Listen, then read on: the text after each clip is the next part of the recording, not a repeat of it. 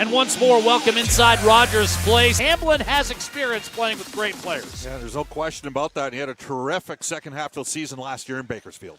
And off the draw, Calgary wearing the red, as one would expect, rushes in. And you've got Martin Pospisil working down low. He tugs down Philip Kemp, who falls backward on top of him. And now a scramble for the puck ensues. Finally extracted and played up the boards and out. Trying to reel it in was Pullman, rushing hard right-hand side. Bourgault, he'll leave it right corner. And now it's spun back behind the net. Pullman on top of it for Calgary. Hung up in the corner. Bourgault takes a shot from behind by Pospisil. And that frees it up for Coltrane Wilson. Big, tough defenseman, Coltrane Wilson on the left bridge of the WHL. Turns Here's it over. a steal. Tullio tried to feed the front. Broken up, and Zary looked to clear for Calgary. Knocked down at the line, and Samorukov, and you talked about him filling out. He absorbed that hit, no problem from Zary. Now Henry Rubinski tried to center, and that's picked off. And on the move, played by Pelletier. Big hit again by Samorukov. That time he went down. As taking that shot was Walker Dewar.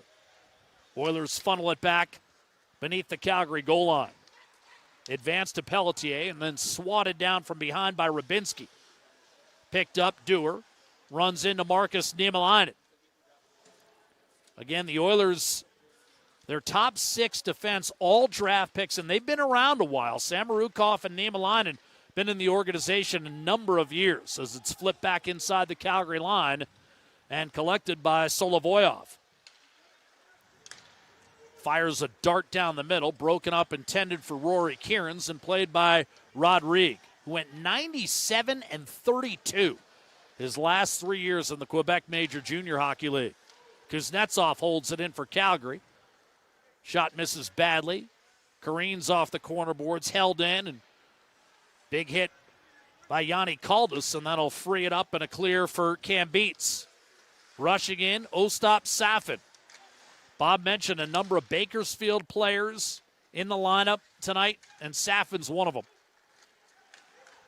Grabbed by Emilio Pettersson of Calgary, and he'll swing it over to Kuznetsov as both teams regroup. And you tell not a lot of synchronicity for both squads. They play a little bit scrambly right now. Not a surprise. Typical, Jack, of our rookie games experiences over the years, especially in Penticton. I like the early season police reference, Bob. 2.5 minutes in to this scoreless period, and now we've got a whistle.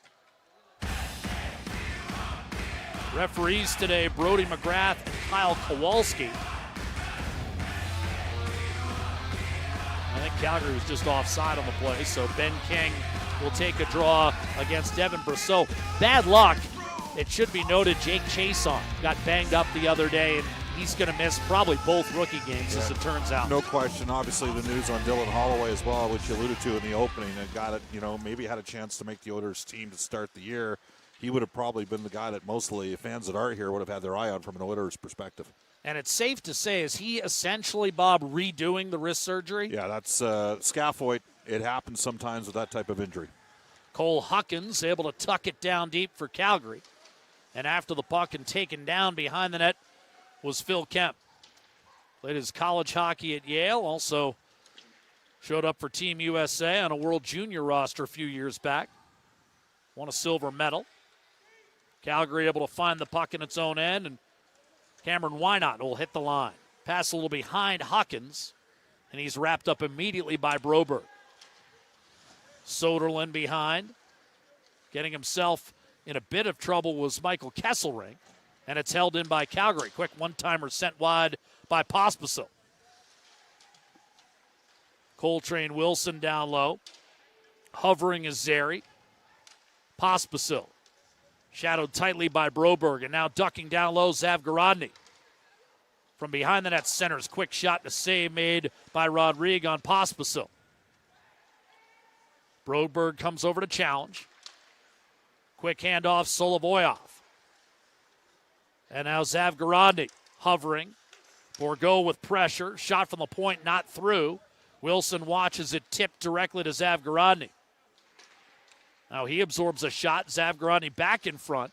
Again, couldn't thread one through on net. And Zary is immediately hog-tied by Hamblin. Peltier, one-timer to save. Rodriguez, rebound, and score. The goal will go to Walker Dewar on his own rebound. Came off the bench, glided down the slot, and he was untouched, Bob. 1-0 Flames. Yeah, Dewar, an undrafted player out of Mankato, had 17 points last year in 28 games, went +9, played 4 years. They're a big body presence, and they got a lot of size with this squad. And they grounded and pounded the Oilers, and it just kind of wore Edmonton down. Dewar, 2 cracks at it, falls it up, rips one home, and the Flames rookies have a quick 1-0 lead. Time late last season in the American Hockey League. Their club based in Stockton, California. About a 3.5, 4-hour drive from Edmonton's AHL headquarters in Bakersfield, California, which is roughly an hour and a half from Los Angeles. Walking in, here's a centering pass. Poirier got it back, rebound, score. Ryan Francis on the doorstep. Rodriguez had no chance, and the Flames catch the Oilers off the rush, and all of a sudden, they have 2 goals in 21 seconds. Ryan Francis was a 5th-round draft pick of the Flames back in 2020, coming off that year in his draft year, a 72-point season in 61 games in the Quebec League. He's a talented, skilled guy, but he's never going to get a better opportunity to finish that off. I mean, that is just a wide-open net look, and Rodriguez made the initial save, and not much of a chance for him on the rebound.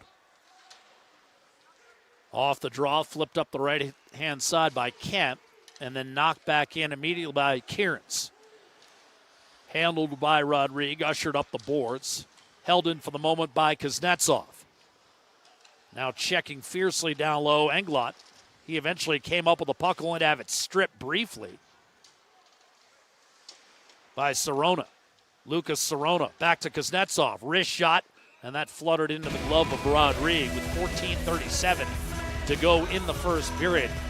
We don't have an active shot clock for you, but Calgary has gotten a couple of point-blank looks off of rebounds where there's clearly been holes in coverage. And the Flames rookies, we should mention, Jack, a couple years ago when they did play the 2 games against the Oilers rookies, they were full marks for the victories in those games.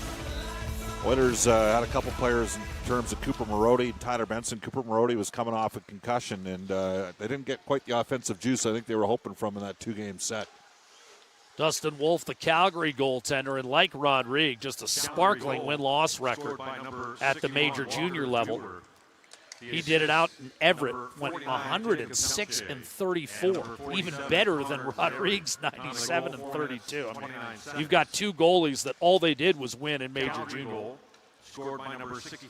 Kuznetsov, hammered by Raphael Lavoie. Up the right-hand side, Perpelok did not get it out of the zone. Lavoie given a second chance. I think Lavoie surprised some people with that 20-game stint or so in Bakersfield, Bob. He's come back, like Samorukov, a thicker player, a little bit harder on the puck. Yeah. Is that a fair assessment? And a little bit more quickness, and he's a guy that certainly Oilers fans are pretty big on in terms of, he's going to need a full year likely or 3/4 of a year in the American League, but where is he going to be at this time next year? Will he be competing for a top 9 spot on the right wing? He's got that size and that frame, and he can shoot the pill as well. 2-0 Calgary. Goals by Dewar and Francis as it's advanced through. Cam beats a drive on the net, and he one-handed it wide. Rebound Hamblin with support. And Cam beats getting worked over by Coltrane Wilson. Philip Berglund, shot from the point, redirected dangerously wide by Bourgault. And it was shot to the corner by Pullman, an alert play by the Calgary D-man. Bourgault settles. Down low in the corner, coming out, Hamblin. And again, Wilson interfering. Hamblin absorbs a shot, shovels it back. Broberg to Berglund. And now that misfired, intended for Hamblin. Long toss, and racing back to knock that down. Broberg, he will be whistled for a hand pass, and with 12:46 to go in the first period in downtown Edmonton. The Oiler and Flame rookies. First period about 7.5 minutes deep, and Calgary's already taken a 2-0 lead. Olivier Rodriguez matched up with Dustin Wolf. That's your goaltending matchup as it's muscled down the right-hand side by Henry Rabinski. Playing with Tyler Tullio. He's going to be the captain of the Oshawa Generals this year. And Matvei Petrov. Guy we didn't know much about when he was drafted, Bob, but a guy that's looked upon as a real explosive prospect who last year Had a dominant season at the Russian junior level. Well, obviously North Bay felt he's going to be explosive because they took him number 1 in the CHL import draft a couple of years ago. He can shoot the puck. Serona with a handoff. Emilio Pettersson for the Calgary Flames. Kieran's with support. Now Poirier's shot that glanced off a skate, trickled behind Rodrigue, gave it a look. Tracked down Serona. Kieran's with a centering pass, and that was busted up by Philip Kemp. Right-hand side for Englot. And he'll work his way as far as center before relinquishing puck possession to Poirier. Bang back through, and then Englot stole it back. Drilled against the boards, but he was able to pop it down low. Angled off, nice play by Kuznetsov. And a quick handoff to Kieran's, and the Flames will break out. Pettersson with some open ice. Fell down on his own accord and easily swatted back to center. Calgary will change. 11 minutes to play, first period. Flames up 2-0 in this year's rookie game. Big hit on Niemelainen. Shook it off and got some help from Lavoie. Only to see it glance off a Flames player and out of play into the Oiler bench. Jay Woodcroft, Bob, led this club to a Pacific Division title. That's all he could do is win the first 2 rounds. That's what the American Hockey League did. They won it, and they won a series in which they never led.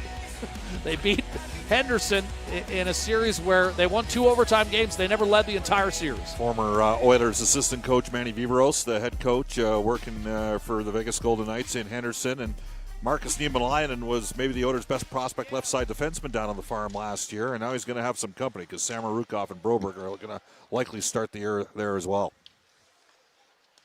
And again, I mean, these are guys that are relatively seasoned. I mean, we call this the rookie game, but those guys have had 4 and 5 years experience inside the organization. Bob, in your experience, does that help guys in terms of getting ready for main camp? I think it would have to, but this is the deepest set of depth that the Oilers have had on the back end. They're a little light in forward prospects. Of course, they got a couple of pretty good forwards at the top end of the totem pole for the Oilers as well. Racing back is Wynett to pick it up.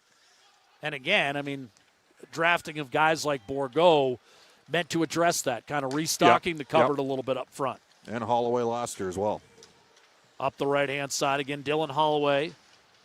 Expected, what is that, Bob, 4 months as far as the wrist surgery? Yeah, and he's obviously going to be in Bakersfield when he comes back, so tough one there for Edmonton. Zavgarodny, muscled down by Niemelainen, who dug it out of the corner, held in by Coltrane Wilson. Niemelainen able to gather, taking a cross-check from behind, shaking it off was Hamblin. And now a soft chip by Kesselring up to center and a hard hit on Lavoie who went flying. Still managed to work it ahead for Bourgault. And now Hamblin in on the forecheck. Zavgarodny in the corner. Bourgault was run over. And Calgary's running around a little bit in this first period. And Bob, you mentioned that the Flames, even though the Oilers have size on the back end, you felt maybe the edge and grit might have been in the Calgary roster. Well, there's no question about that, and it's symbolic of sort of the Flames organization. They've got toughness at every level. Might have the toughest team in the NHL this year. Rybinski a steal. Tullio a shot, and that's deflected up and out of play with 9:06 to go in the first period. And the Flames maintaining their 2-0 first period lead. Goals 21 seconds apart from Walker Duehr and Ryan Francis. We're right back with more first period play-by-play from Rogers Place in just a moment.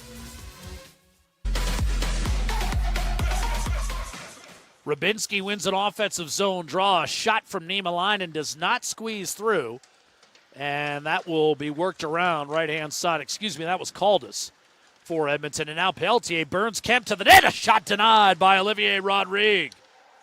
His best save of the evening. And then a drive from the point by Poirier, unable to snake its way through. Petrov took a hit to make the play ahead. And now hustling it up the middle is Caldas. Banged in by Tullio, and Caldas will follow up behind the Flames net. Won the battle, slid it in front, one-timer, and a save made by Dustin Wolf on Rybinski. But that was some shift by Yanni Caldas. He triggered the attack and created Edmonton's best scoring chance of the night. Well, the Oilers have a couple right shot centers that got camp invites. Bigger body presence, and the other guy's on the ice right now, and that's Englot, who certainly improved his quickness as the season went on last season with Regina in the Western League. Steal by Cam Beats, gave it right back at the Calgary line. Caldas, I believe, Bob, and correct me if I'm wrong, is the only one of the 9 rookie defensemen in camp under 6'2". Yeah, I mean, it's a big team. There's no question about it. Lead pass. Kieran's will hit the line, and he'll drop it off. Serona to the middle. Wrist shot, and that just missed. Glove side. Wynant unable to find the range. A tip by Pedersen, trickled wide. Rodriguez gives it a look. Remains 2-0 Calgary, 7:45 to play in this first period. On a Saturday evening in Edmonton, the rookie game, and they'll rematch Monday night in Calgary. We'll take that feed on Oilers TV from the Saddle Dome and bring you the rematch on Monday as well. So keep it locked on EdmontonOilers.com for the actual airtime on that rematch from Calgary Monday evening. Shot in by Ben King. Main camp opening Wednesday for the Edmonton Oilers. And now a shot unable to squeeze it through is Pullman. Down low and protecting his Kesselring. And he'll drop it off and see it curled up the boards by Brady Burns. Cut off by Pullman. Under duress from Brousseau. He'll move it.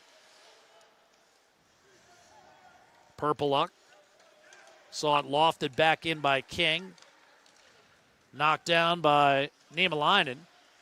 And then Burns unable to gain the line, and the whole timing of that play was thrown offside. Unbelievable last year, going 22-1 en route to winning the Central Division. King led that Rebels team in scoring last year. It was a truncated campaign, but, you know, one thing we haven't mentioned, some of these guys, you know, Tullio's one. Now, he found work elsewhere, but some of these Ontario Hockey League guys lost their whole season. Yeah, we had Brad Pascal on from the Flames yesterday talking about the fact that they had several guys like that. Walking in, Pospisil wrist shot, and he blew it wide. Off the corner boards, tracked by Pullman. Wrapped around, Lavoie trying to protect. Bob Show, Oilers Now, weekdays noon to 2 on our, once again, flagship home of the Oilers Radio Network, 6:30 CHED here in Edmonton, Oilers Radio Network. Bob and I will have 4 preseason games together, and then Cam Moon, the third member of our play-by-play team, will join Bob for the other 4. He's got the Calgary-Winnipeg assignments. I'm taking Seattle-Vancouver this year. Tullio, a lofted puck thrown into the Calgary zone. Tracked down by Kinville. So you got Seattle and he got Winnipeg. Behind the net, backhand wraparound. Funny how that works. Rybinski let it go through. Petrov, left corner.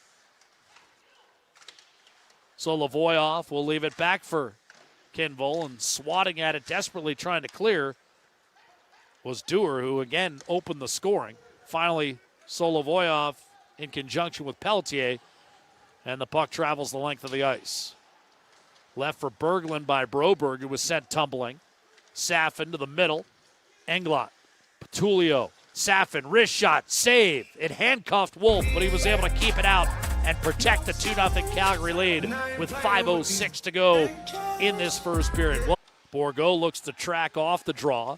Did so. Hamlin tried to tuck it inside, and that's frozen by Wolf. But a good sign there, and that's what Bourgault has talked about working on. Yep. His strength on the puck and winning those little battles. He's going to be an interesting prospect to watch. He was at the World Junior Camp this summer. I'd say he's a bit of a long shot to make that team that, again, will play here at Rogers Place for the World Juniors this year. And, man, has Hamlin ever come along? I mean, this is a guy that played. We got a penalty on Calgary here, Jack. Legal face-off. Yeah. Glove puck. Yeah, glove puck off the draw, which is illegal. And going to the box here will be Rory Cairns. What about Tyler Tullio? Is he another long shot, outside chance? Maybe. Yeah, I guess we'll see. I mean, I think that Bourgault, when you have that first-round pedigree, makes a difference here. But right. No, I meant as far as the World Junior. Is he going to get a look, or at least a token look? I think we'll have to see how the productivity goes in the first half of the year. Right. Here's Lavoie. Power play being worked on yesterday by new assistant coach down Bakersfield, Colin Chalk, longtime minor professional player. He was on my very first team back in Colorado Springs, Bob, 20 years ago, Colin Chalk was. Right corner, for years a stalwart in the United Hockey League. High slot. Here's a dry Broberg and a save made by a sprawling Dustin Wolf. Bourgault Tucked it over to Hamlin. Broberg, one touch, one timer, and that one off the pipe. It's still loose. Bourgault shoots, and another save by Wolf. And the rebound, a lunging play by Pospisil, but he could not get out of the zone. What a chance for Lavoie. And Wolf got a friendly kick off the iron, and somehow Calgary keeps it out. Connor Zary with the length of the ice clear. Well, it's interesting. There's some people that have compared Lavoie potentially to a bit of a James Neal type of player. And what did James Neal love to do? Shoot the puck. And Lavoie wasted no time and got a terrific shot in on goal. James Neal just signed a PTO with the St. Louis Blues. Who's also a member of the Calgary Flames, of course, and former Flame Michael Frolik also on his way to St. Louis. Here's a one-touch score, and what a feed in front. It was Caldas again, and a beautiful redirect right behind Dustin Wolf by Henry Rybinski. Oilers on the board with a power play goal at 16:25. It's Henry Rybinski from Yanni Caldas. Oh, great pass by Sapp, and he fired one through the seam, and then Caldas faked. Rybinski makes it a 2-1 goal game with a power play goal. Two really good passes on that power play goal there, Jack. Henry Rybinski played for Seattle last year in the Western Hockey League. 28 points in the 23 games he played. He's also an NHL draft pick, originally drafted by the Florida Panthers. Fifth rounder in 2019. We'll stop Safin and Yanni Caldas with the assist. Caldas having himself a strong first period. He was the guy we weren't even sure was going to play in this game. Both teams dressing 12 forwards and 7 defense, and that alignment might have allowed Caldas to play in this game. 25 years old, too, Jack. A little bit more mature player. He's worked his way up. Played his college hockey at Cornell. 7 points last year for Bakersfield. Shot wide from Kesselring as the Oilers look to tie it up here after getting on the board on the power play. Rybinski from Caldas and Safin. Now 2.5 remaining in the first period. Sent down low by Niemelainen. Off the boards, Kesselring from Hamblin. Forced to regroup. Does Edmonton not have too many men on the ice? They've got 6. Was there a delayed penalty? I mean, they have 6 guys forever, and finally they get them. And, Bob, you were on it. Devin Brousseau hustled off, and I'm not sure that was going to get called. I kept looking to see if an official had his arm in the air. In on the faceoff against Pospisil. Dug out, carved back just inside the blue line. Settled by Zary. Shot redirected. Wound up at the feet of Pelletier. He'll stay with it against Kesselring. Snapped out to the point. Kinval. Net front. Redirected. Save Rodrigue against Pospisil. Point blank. Zary able to reach out. Settle it for Kinval. One-timer to save. Rebound score. Rodrigue gave up the rebound, and it was fired home by Pospisil. And just like that, the Flames are back in front by a deuce. Too many men cost the Oilers dearly that time. Power play goal at 18:15. Well, it's a tough break. The Oilers rookies have kind of started to work their way back into this game here.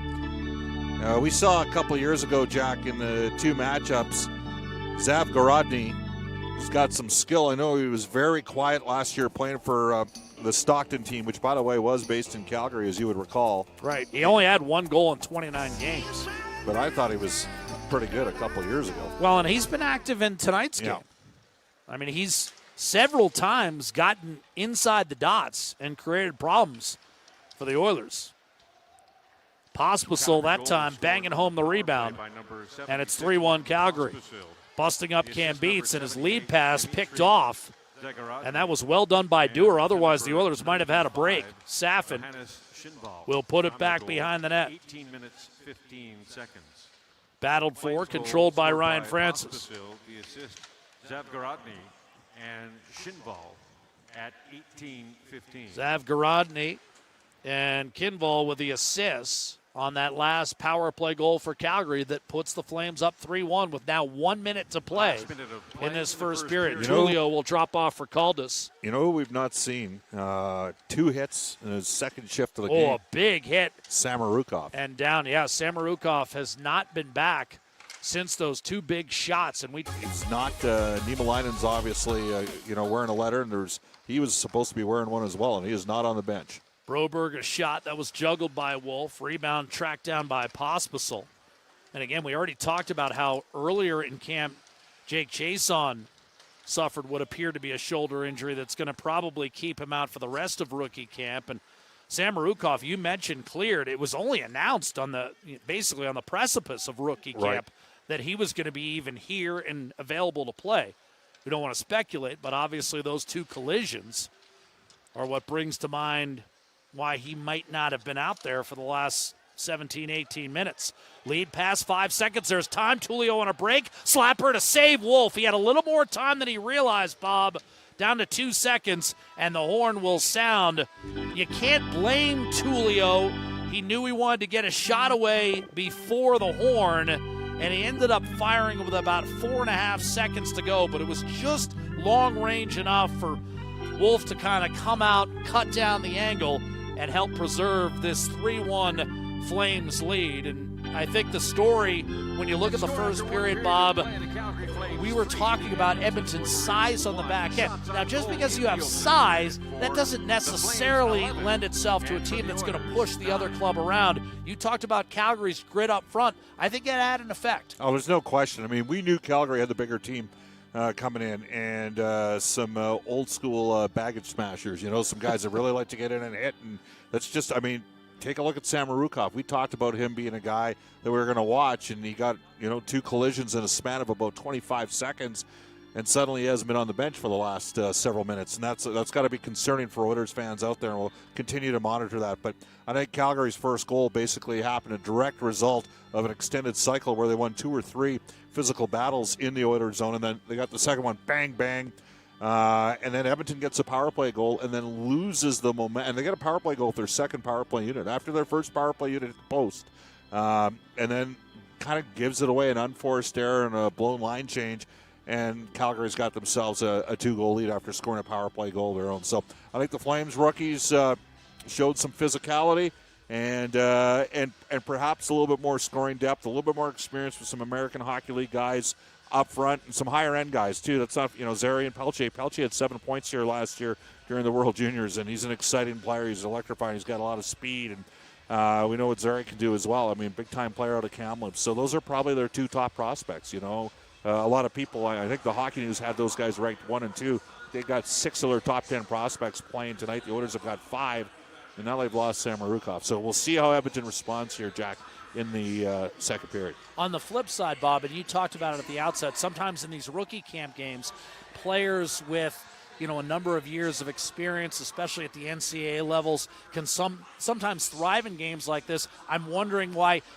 Yanni Caldas had a really good first period. He obviously stuck out, helped set up the goal, and I'm wondering whether that seasoning in a big-time program helps you in a game like this. Well, Jack, I'll give you an example here. We know Darnell Nurse, first pairing left shot D. We know Duncan Keith's going to be in that second pairing, and then we're expecting Russell and Cuckoo. So where's Lagesson going to be as a fifth left shot D? And when I discuss that with people in the organization, and they go, well, we've got Broberg, we've got Sam Marukov, we've got Niemelainen, perhaps Lagesson, who will have to clear waivers.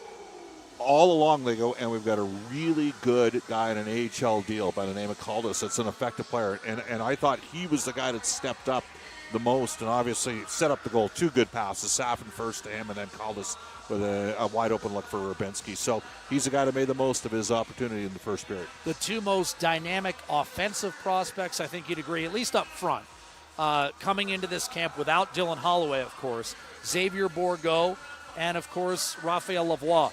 Give me some early reads on their play in the opening 20. Well, Lavoie comes as advertised. He's big. He likes to shoot the puck. That's what he did on the power play. He's got some skill. He's an intriguing prospect. Banged one off the post. Right. Can he be a top 9 forward in a couple of years at the NHL level? I like his size, right? And then the thing that I liked about Bourgault is he's smart along the boards. Even though he's a little bit undersized, he's got a good active stick. He knows how to get in the right spots. He knows how to position himself to win the occasional puck battle. and he's got some quickness and zip. So let's continue to watch him as well. It's funny when you hear a young prospect talk about, needing to improve his board play, that coach's message is starting to get through, and we saw some evidence of that in the opening frame. However, we also saw 3 Calgary goals as the Flames prospects have taken a 3-1 lead over the Oilers after the opening 20 minutes. Bob and I will have the second period play-by-play in about 15 minutes' time. But first things first, your intermission report and Tony Brar coming right up.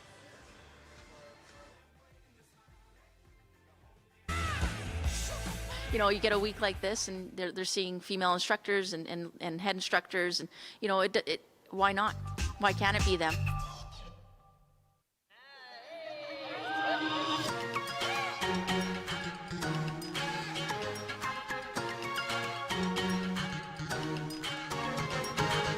After a long break, the Oilers Hockey School returned to Oil Country this summer and did so in a big way. The hockey school included the first ever all-female camp held at Rogers Place. Something's gonna happen. We're no longer dreaming. A week dedicated to the girls gave young female hockey players a chance to learn from a 2-time Olympic gold medalist in Carla McLeod, local McEwen players and coaches, and Oilers defenseman Evan Bouchard. All of us wearing the Oilers logo too, right? Like this is the logo you want in this community. So I just think the energy's tremendous. So to have a week like this where we're letting young girls know, hey, you can dream and there's lots of opportunities. We need it. And I think that hockey is for everyone. It's true. And what I like more recently is it's not just a slogan; it's actions. And I think that's the biggest thing for making change. It's always fun. You get to give back to all the fans and the young people like this. You were in their shoes one time ago, so it's always fun to give back. The all-female camp presented by Rogers also included a behind-the-scenes experience of Rogers Place, including the Edmonton Oil Kings dressing room and the Oilers Hall of Fame room. You're in their shoes one day, and if you can put a smile on their face, brighten up their day a little bit, it's good. But the system they got going on here is pretty impressive. The dry land and the stick handling and the on ice, it's so convenient. It makes it really cool. You get a week like this, and they're seeing female instructors and head instructors, and why not? Why can't it be them? Other camp sessions held in St. Albert featured appearances from Oilers alumni and current players Chris Russell and Kyle Turris. Oh, stuck with it. Nice save. Oh, it's exciting. It's a lot of fun to see. Just genuine happiness and excitement being out on the ice and playing hockey. And as for the question, there's a bunch of good ones. It's tough to choose one. The usual favorite rink to play in, favorite team to play against. My favorite spot to play was Joe Louis Arena. I love Joe Louis. The atmosphere there was awesome. Oh, it's great. It's fun to interact, and then you can only do so much over virtual Zoom calls, so it's just nice to get out with the kids and interact and just have a lot of fun. How's it going, guys?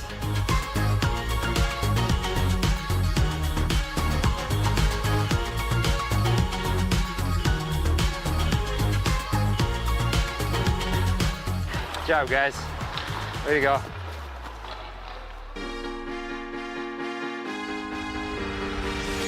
And now over to Tony Brar with tonight's intermission report from Oilers TV. Welcome again, hockey fans, as the Calgary Flames rookies are up 3-1 over the home squad after 20 minutes of play. Now, I can report that Dmitry Samorukov did leave halfway through that first period. He took a couple of bumps, but there was one in particular that had him going into the tunnel. We'll update you in the next intermission as fit. Let's find out how we got to 3-1 here tonight. The Calgary Flames, they got their opening goal scored by Walker Duehr. He's one of the older prospects in tonight's game at 23 years old. As the undrafted player, he spent 4 years in Minnesota State, 5 games for the Stockton in the AHL last season, as he went right into the prime real estate, got his own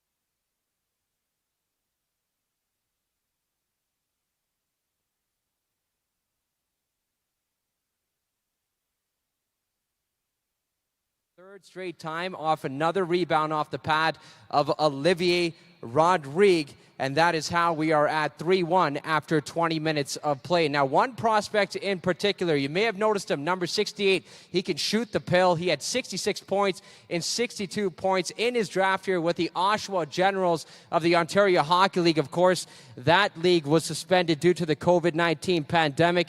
And this is a big body. I really feel like this might be a steal for the Edmonton Oilers in the 5th round of the 2020 draft. He's got all the tools. He's got the skating. He's got the shot. He's got the hockey IQ. He wants to improve his play in all three zones, particularly in the defensive side, and will look to lead the Oshawa Generals to a successful OHL season. He has been named captain of the Oshawa Generals and was among the invitees of the Canada selection camp this past summer. Now, on to the big club. The Edmonton Oilers have made some significant additions over the offseason with the likes of Duncan Keith, Zach Hyman, Cody Ceci, just to name a few. However, there's one addition off the ice and in the locker room that will also have a significant contribution. Yes, she may not be playing on the ice, but she's sure to have a big impact in the room. Here's Oilers TV's Jessica Kent with more on Flex. As the Oilers finalize their roster ahead of the 21-22 season, there's still one teammate we've yet to meet. She's got razor-sharp reflexes and was fairly flexible when it came to contract negotiations. Today, she flexed her muscles and put paw to paper. Meet Flex, the Oilers' pawsome new recruit. She's currently undergoing her service dog training with Dogs with Wings. Once she graduates, she'll find her forever home, a client who can benefit from her assistance. Flex is going to bring a lot to our team this year for sure. We've had a lot of pieces in the offseason, but I think bringing in Flex with her pedigree is going to be an unbelievable addition. She's officially an Oiler, and doggone it, will raise the woof at games and community events this coming season. Definitely a lot of youthful enthusiasm and energy to our group. You can see that she gets along with everybody, and it's just going to bring a lot of excitement to our group every day. The Edmonton Oilers Community Foundation has been a proud supporter of Dogs with Wings for a number of dog years and has sponsored Flex's training. For Oilers TV, I'm Jessica Kent.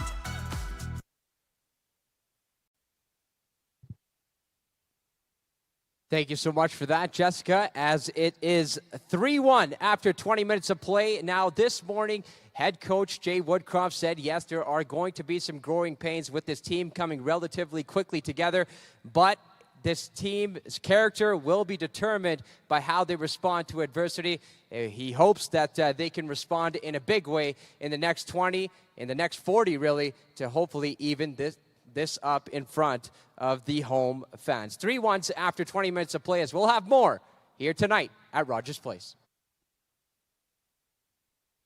3-1 Calgary after 20 minutes of play at Rogers Place. This is the rookie game. Jack Michaels, Bob Stauffer with you. Prospects for the Calgary Flames and the Edmonton Oilers without Dylan Holloway coming in. That was the big story on the Edmonton side.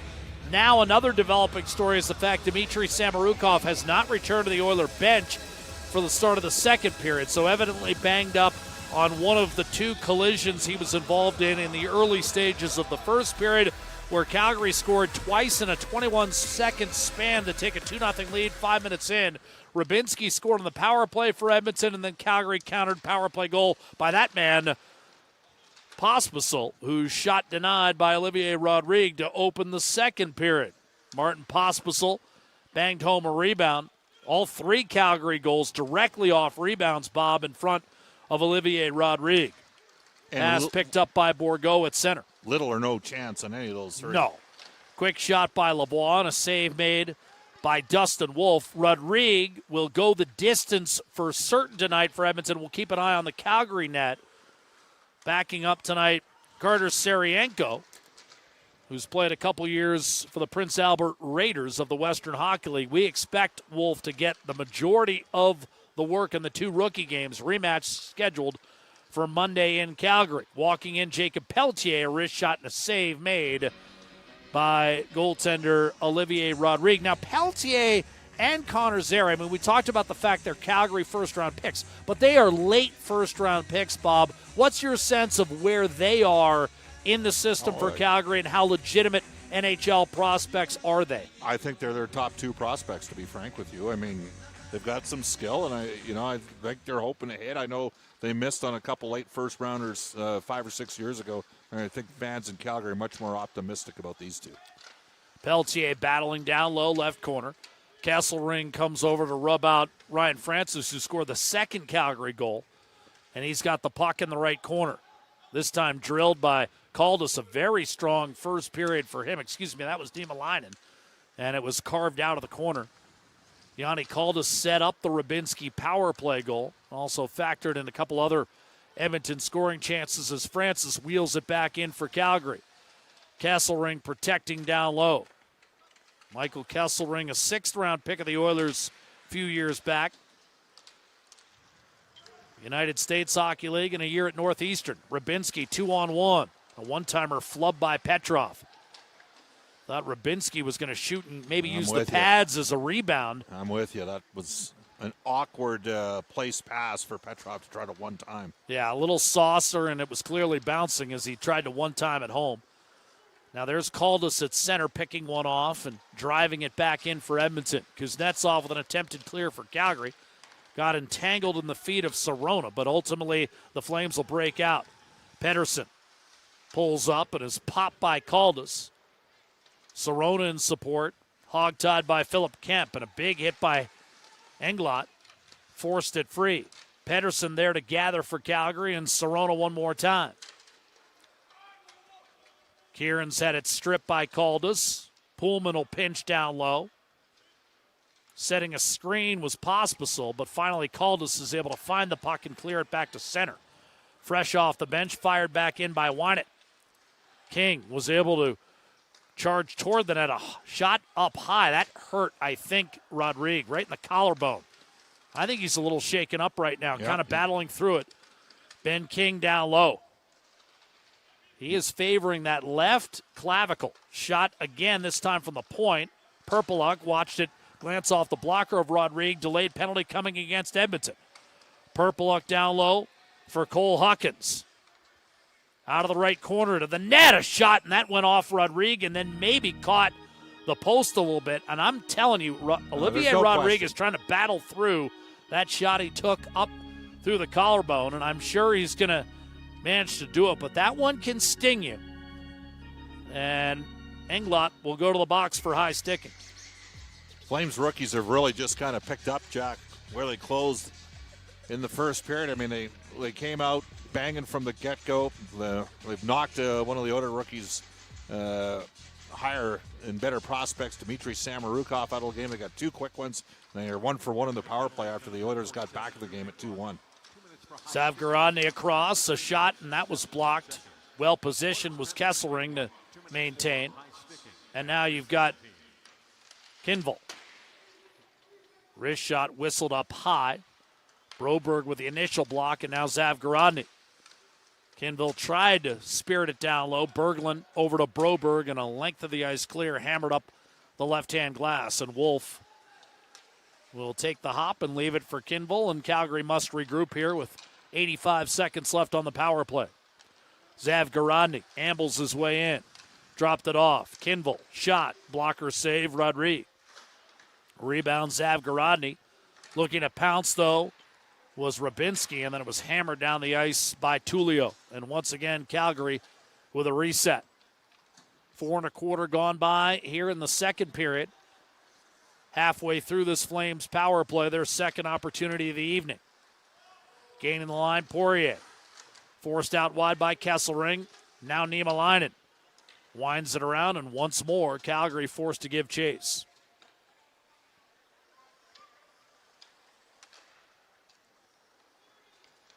Poirier from Wolf, hitting a streaking Pettersson.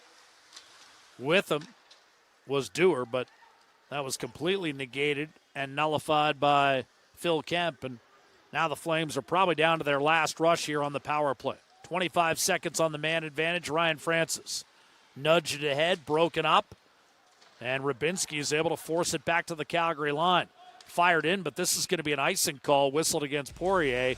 That'll pretty much do it for the Calgary power play. 14 seconds left in the man advantage, but now Edmonton's got an offensive zone draw 5 minutes into this second period. Our score 3-1. Rookie games are interesting. I mean, going back to the tournament in Penticton over the years, I mean, Kyle Platzer was always a guy that seemingly was productive there. Remember Chad Butcher, who ended up going to the University of Alberta. He played with the Medicine Hat Tigers for a number of years, was a 100-point man. He was one of those undrafted camp invite guys that was pretty effective for the Oilers rookies for a couple games. And I haven't minded Rybinski's game tonight. Obviously, he's got the goal, but he's made a couple pretty good defensive plays as well as a right shot support center. And again, it was, what was it, Christopher got the 3-year deal out of the performance at the rookie camp. Braden Christopher. That was back in that 14-15 range.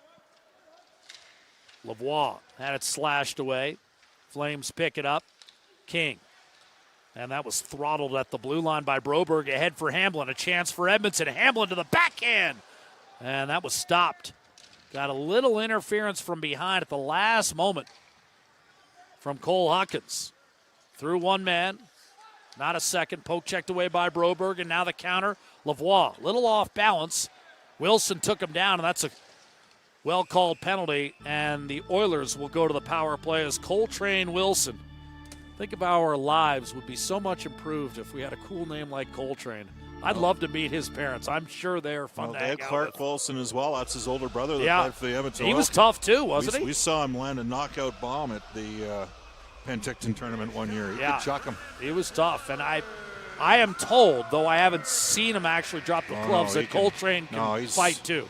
Yeah, there's nobody that Edmonton's got dressed tonight that needs to go down that path. Coltrane Wilson, a former Sherwood Park Crusader, actually caught a few of his games at the newly christened Randy Rosen Arena. Off the draw, Wolf up the left-hand boards, and now we've got a break. Dashing down is Pospisil, and he wired one high. And the Oilers now to the power play, but the shorthanded chance for Pospisil starts off the 5-on-4. Called us the second line out there, Bob, to start the power play for Edmonton. And this second unit converted back in the first period. Now they're trying to whittle their deficit to 3-2. It's a 2-goal lead for the Flames. Safin sets up behind the net. One touched along. Berglund to Caldas. Side of the net, Safin. One-timer score! And Safin with his second assist of the game. Rybinski his second goal. He's got a pair on the power play, and the Oilers do indeed cut it to 3-2.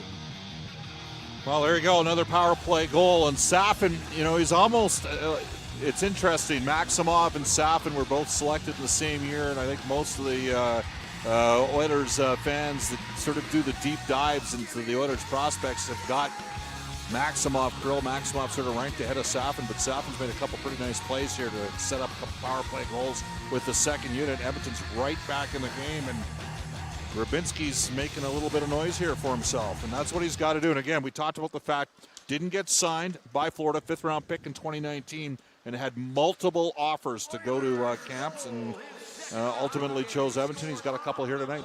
Rybinski and Tullio a little give and go, and a shot drifts into the glove of Dustin Wolf. Takes an ice shower from Petrov. He'll shake that off. Time of the power play goal, 6:34. Rybinski from Safin and Matvei Petrov. And the result of that power play goal is a 3-2 game in favor of Calgary. And with the teams at even strength, we'll take a quick timeout and continue with more live second period play-by-play from Rogers Place in downtown Edmonton. At the 2021 Rookie Game, should mention 12 forwards, 7 defensemen dressed for both clubs tonight. Dustin Wolf and Olivier Rodrigue in net. The rematch between these two clubs will be Monday night with main camp for the Edmonton Oilers and Calgary Flames set to open with physicals and media availabilities on Wednesday.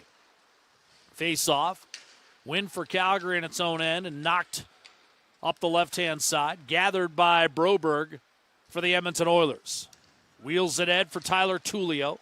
So Lavoyov back defensively. Rybinski cuts into a seam and frees it up. Tullio tug back to the point for Berglund across. Broberg a shot, and that was batted out of midair by Kinval and left back behind his own net for Ryan Francis, who has one of the 3 Calgary goals. Big hit by Tullio shook the puck free for a moment. And then Petrov, pesky, trying to hold that zone. Finally tossed back in by Broberg. Here are the Oilers. Hamblin wheels from behind the net. Tried a shot that was deflected wide. Yanni Caldas across. Shot by Kemp.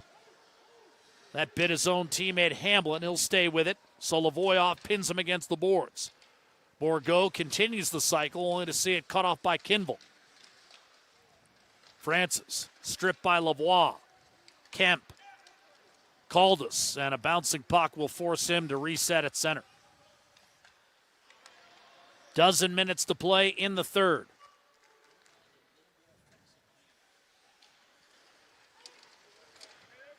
Sent in deep. Hamblin coming off the end wall. Couldn't do much with it. Dewar driving down the right-hand side, only to be canceled out by Caldas. Off the dump in, Rodrigue will set it level. Caldas finds an opening for Lavoie. Swung too far for Hamblin. And Poirier will regroup for Calgary. Kuznetsov looked for a long left wing feed for Sorona. Niemelainen read it.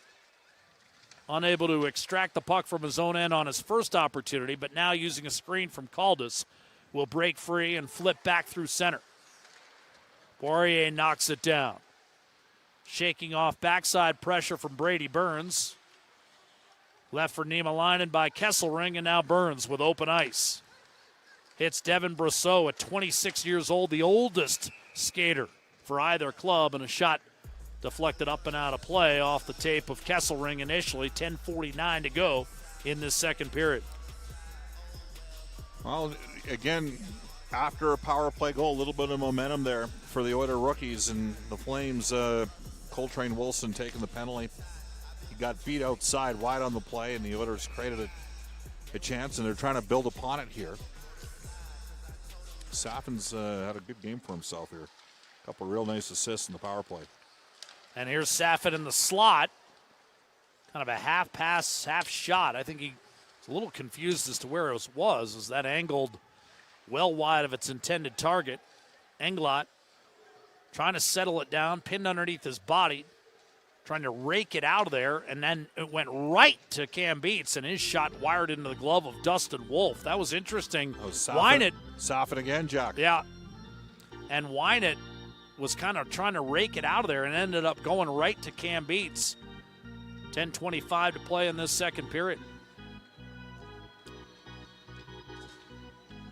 You never know who's going to step up in these games. You know, and here's a case where Saffin he's had an interesting journey, to say the least. Fourth line player in the Memorial Cup the 1 year. Wound around by Broberg.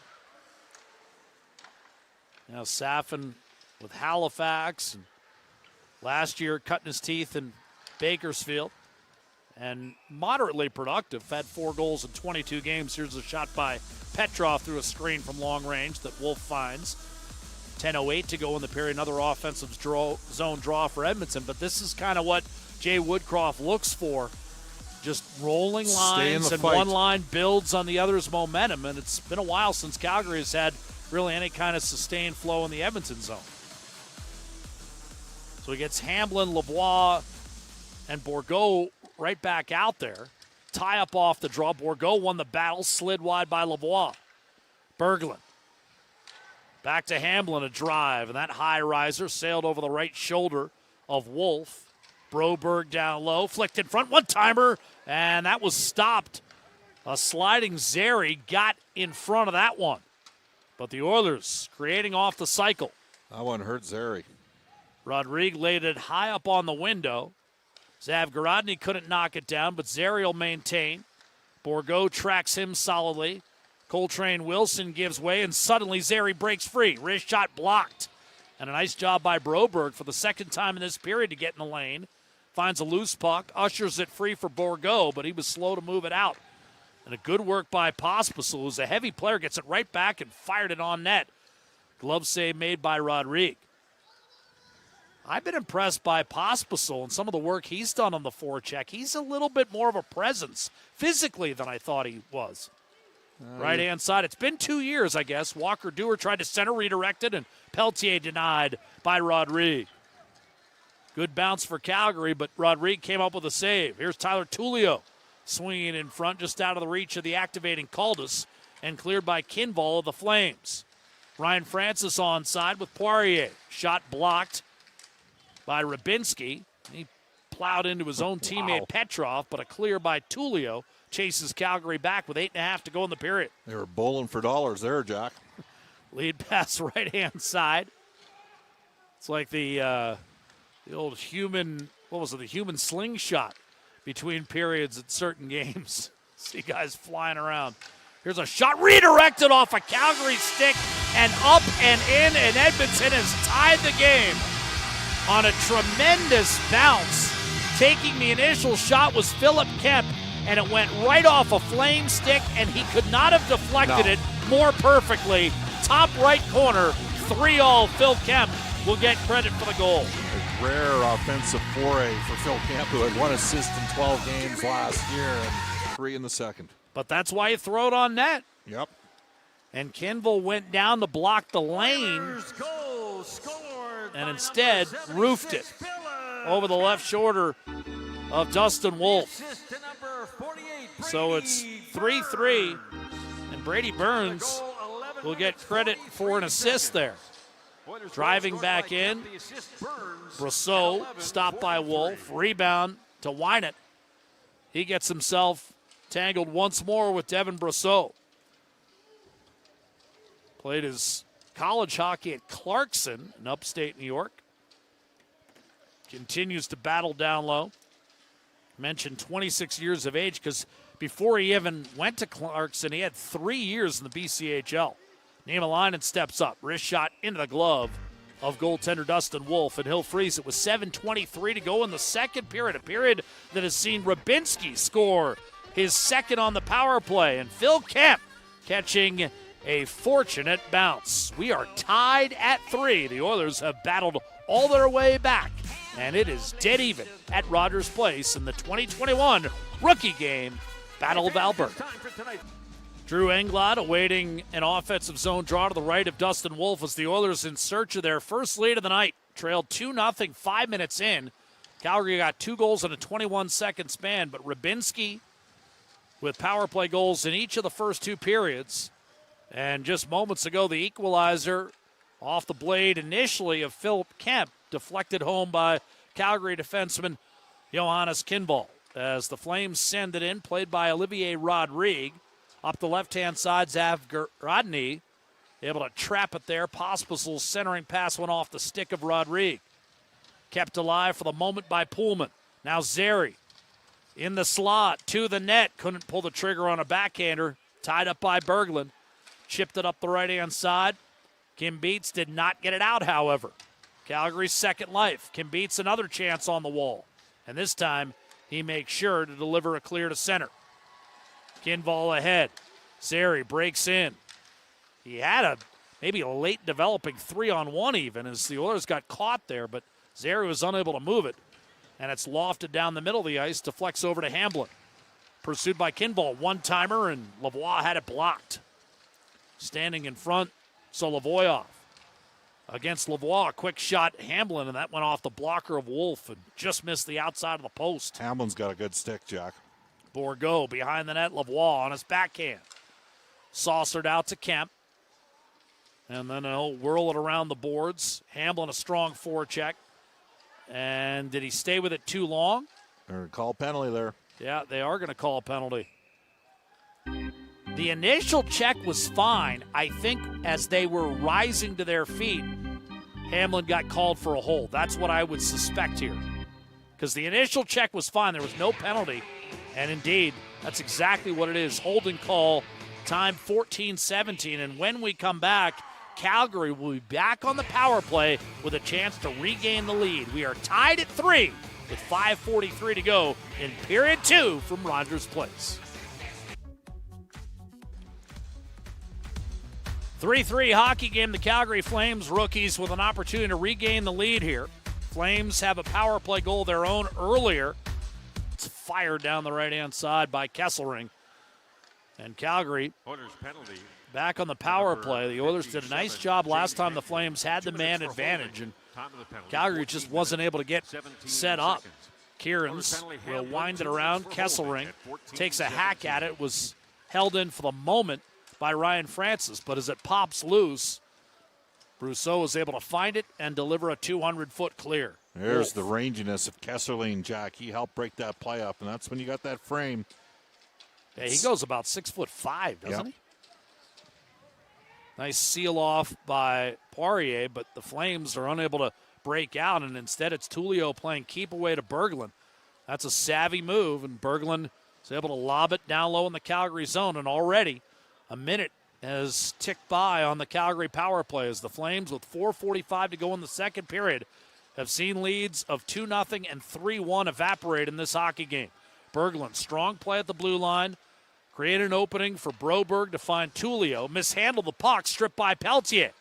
And now the Flames will look to set up for the first time on this man advantage. Kinval, Zavgarodny, pass a little off the mark. Zary will track it down. Peltier out. Zary one more time. Flipped it across. Zavgarodny, and his shot denied by Olivier Rodrigue. Pospisil, the net front presence. Zary steps in, back to the point. Gets it from Kinval. Defended up top by Tullio. Peltier will spin. Pospisil, wrap around, kicked out. Rodrigue, and a clear by Tullio. And the Flames' power play dwindles inside 10 seconds. Less than 4 minutes to go in the period. Connor Zary hits the line. Tracked by Broberg. Puck pinned along the half wall. Finally, Zary cuts inside. Peltier, power play is over. Zary. Hamlin back on. Centering pass into Peltier's feet. Hamlin draped all over him. Forced down low to Pospisil. Bothered by Broberg. Nowhere to move the puck. Seal off by Broberg. Clear by Hamlin. The breakout, Caldas. Left side, Bourgault. Cross ice, one-timer, and that went off the heel of the stick. Shot by Brousseau, eventually on net, and a save, Wolf. Rebound, battled for, and again, Bourgault. Subtly, he's won a few battles tonight. And again, that was kind of the, when you looked at maybe his minuses as a first-round draft pick, that was, areas of improvement was the board work, and we've seen it tonight a couple of times. Good no call. Hamlin rightfully pointing out Huckins was trying to sell that one. Eventually slammed in by the Oilers and played ahead by Perpeluk. Heavy collision. Involved that time Niemelainen. Punishing hit on Rybinski, who has 2 of the 3 Oiler goals tonight, both on the power play. Flip behind Niemelainen, and they'll wave off icing at the last moment. 2.5 to go, second period. Coming up at intermission, more with Tony Brar. Bob and I guide you down the stretch here in the second period in a 3-3 tie between the Flames and Oiler rookies. Centering pass inside Petrov. Down low to Rybinski. Taken away. Fighting free, Solovoyov, and now a reset for Kuznetsov. Dart up the middle, punched in by Peltier, fielded on one bounce flawlessly by Rodrigue. Looking forward to your first trip to Seattle this year, Bob? I assume you have not been there, or have you? No, I went in 05, the fall of 05. We went, saw Notre Dame in Washington. Oh, Ty Willingham. That's a beautiful, Husky Stadium is a great site How for was the play where Charlie Weiss let the kid that was dying call the first play of the game. Oh, okay. And I believe the boy's last name is Mandruziak, and he passed away, or Manduzak, and he passed away about 3 days after, but he... Now, Notre Dame won that game, did they not? Quite decisively. And then Sean Alexander scored 4 touchdowns the next game. Next day we saw Seattle and Arizona. Because later on that year, I was in attendance for Notre Dame USC, the famous Reggie Bush push. The Bush push. Matt Leinart over the line. You were at that game? I was. You have never discussed that all these years. Well, we're not, you and I are not Notre Dame fans. We don't talk Notre Dame football. Now, we should mention, we both saw a far better Seattle game a couple seasons ago. Yeah, and you didn't want to come with me. I invited you to Notre Dame USC a few years back, and you elected not to come with me. We should have known right then that Clay Helton was I was on so his way depressed to about failure. what USC had become after seeing USC and UCLA back in 04 at the height of USC's powers. chipped up the left-hand side. Safin. Philip Berglund, 90 seconds to go in the period, and a wrist shot disappears into the leather of Dustin Here we go. Wolf. We got a couple former teammates. Yeah. Coltrane Wilson chesting up briefly with Dino Cambeets. Both played for Brent Kissio down in Lethbridge. That is a team that has been known in the Western League to at times play quite aggressively. Some would say not always with the most amount of discipline. Cambeets, born in Colorado. Not a ton of players that reach this kind of level from that state. Colorado Avalanche should have a good team this year once again. You think? How about Brandon Carlo? Is he not from Colorado? I think he is. Yes. Yep. He's from Colorado Springs, where I still own a home. You were there for how long? I was there for 4 years. It's disappointing you weren't there for about 24. Up the right-hand side. Calda's able to dribble it toward the net. Steered by Wolf successfully over to Kinval, and now you've got 1 minute to play in this second period. Oilers battling for their first lead of the game as they've erased two separate two-goal deficits. We are tied at 3. Connor Zary knifing one through to Pospisil. Makes a nice play at the Oiler blue line, but eventually Rubinski was able to deflect back to center. Kinval will shoot it in. Calgary will change for the final time in this period, and with 35 seconds to go, Caldas angles a puck off the corner glass, and icing will be waved off. Risky pass by Poirier and turned over. Trying to nudge it back in front was Rubinski. Flames will break out. Shot in by Dewar. In on the forecheck, Kesselring. Attempts to clear and does so. Petrov, little give and go, gets it back from Tulio, and takes it across the line. Shot by Niemelainen, and that was blocked. And cleared by Dewar in one motion. Final 5 seconds, and Kesselring will ice the puck and clear, and now turned around. He had taken one shot too many and went after Jacob Pelletier, and immediately stepping in as well was Kesselring's D partner, Marcus Niemelainen. And Kesselring had just had about enough from Pelletier and drilled him with a cross-check. He felt he had gotten hacked and whacked. It wasn't called. Turned around and cross-checked him. And really, for one of the few times tonight, we've seen some rough stuff here at the end of the period. Coltrane Wilson giving it to him as well as they go off the ice. Well, and, you know, again, we talk about it, and often, especially early on in rookie camp, it's not like you spend a great deal of time on special teams. But I did happen to see the tail end of yesterday's practice. Again, Colin Chalk recently added to the Bakersfield coaching staff, and he did spend some time with a power play. But, of course, it's interesting. The second unit is able to bang in both for the Edmonton Oilers. They got Oilers. both goals, and Ostap Safin's been a part of both goals. I mean, he got the secondary assist through a seam on a play that Caldas ended up setting up Rubinski for a backdoor tap-in, and then a short side pass to Rubinski for his second power play goal of the game. Kind of got the Oilers rookies going in the second period. So, Edmonton over the course of the last 2 seasons has been number 1 in the NHL. I don't think you can sort of extrapolate anything there in terms of what's happened here. It's not like the Oilers rookies are rolling out McDavid, Draisaitl, and Nugent Hopkins in a 1-3-1 formation. But it is, in the case of a guy like Rubinski, there's a player who's a 6'3" right shot center. He's going to go back to Seattle as a 20-year-old. So now he's got a couple goals. He's been involved a bit. Lots of teams in the league would have time for a guy of that frame that's a right shot down the middle. And, he didn't end up getting signed by Florida after they took him as a 5th-round draft choice. If he has another strong showing Monday night, he's going to have more teams looking at him. And we know for a fact that there were a few teams that were looking to invite him into their rookie camp after the Panthers didn't sign him. So he's been a bit of a storyline. Safin has been creative. He also created another look towards the end of the second period when the game was tied 3-3. It's kind of been the unheralded guys a bit that have got it done offensively. Now, Lavoie's hit a post, had another good shot. I've liked Hamlin's game. He was he had an outside chance at a 100-point season a couple years ago with Medicine Hat, playing for Willie Desjardins, and he is. He was a captain on that club, and I get the sense in talking with Jay Woodcroft, he's got time. He said, for "Pay attention to this guy. bit of a glue guy in the locker room. Bob, does he have a path to the NHL? Well, he just needs to look at, the Oilers organization, look at Josh Curry. Like, there's a guy who literally, a guy you know well, Jerry Fleming, like, he believed in Josh Curry. He kind of willed himself to get himself NHL contract in NHL games, both with Edmonton and with Pittsburgh. So, in Hamlin's case, he might actually have a higher offensive ceiling than Josh Curry.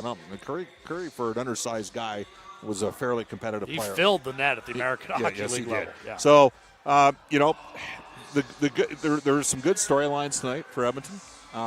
The tough news is on Samorukov. Right. We haven't seen him since Walker Dewar ran roughshod over the Oilers rookies in the first period. It was his collision that knocked Samorukov out of the game. Samorukov tried to step up, and Dewar's a big body, and he won that battle. We've not seen Dimitri since then, and Dewar ended up having a goal and an assist right after that bang-bang sequence where they got 2 in 21 seconds. So this will be an intriguing third period. To me, Jack, Bakersfield, they were scrappy last year. You know what I mean? Like, I know they won the Pacific Division, but they kind of scrapped their way to it. And this performance today, they've kind of stayed in the fight. There have been a couple times, 2-0, 3-1, where it looked like the Calgary Flames rookies had control of the game, and maybe it's just the play's so sporadic and inconsistent that it's inevitable that you can weave yourself back in.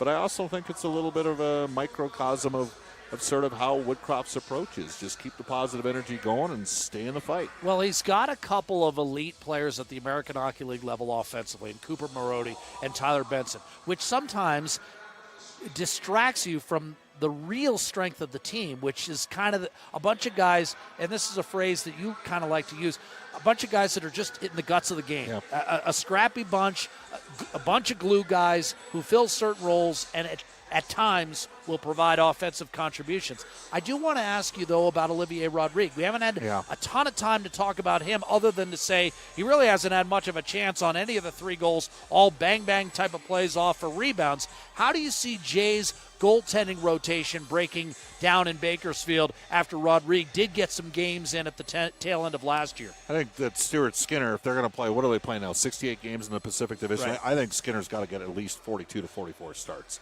So Rodrigue and Konovalov are going to battle for that second spot.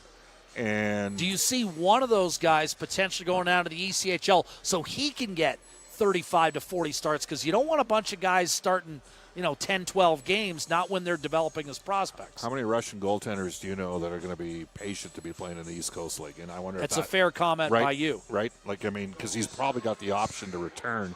He already played last year, Yaroslavl, right, in the KHL. So remember, and he's a little bit older, even though he's a recent draft pick. He was drafted as a 21-year-old. He's really athletic. Little bit. Who's the Russian back? They got Shostorkin, but who's the guy that we saw in here a couple times over the course of the last 2 or 3 years? And there's some.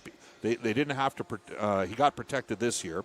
The Ranger goalie. Yeah, the Ranger goalie. But Shostorkin is their long-term number one goalie. Yeah. And Shostorkin's a bigger man, 6'3", 6'4" goaltender. Konovalov's frankly, he might not be 6 feet. So, and he was off the ice really quickly on the opening day of rookie camp. And Jay alluded to he's working through some injury issues. So that's going to be interesting. But Skinner, Skinner's got a chance. In my mind, Skinner actually has a higher ceiling than Laurent Brossoit.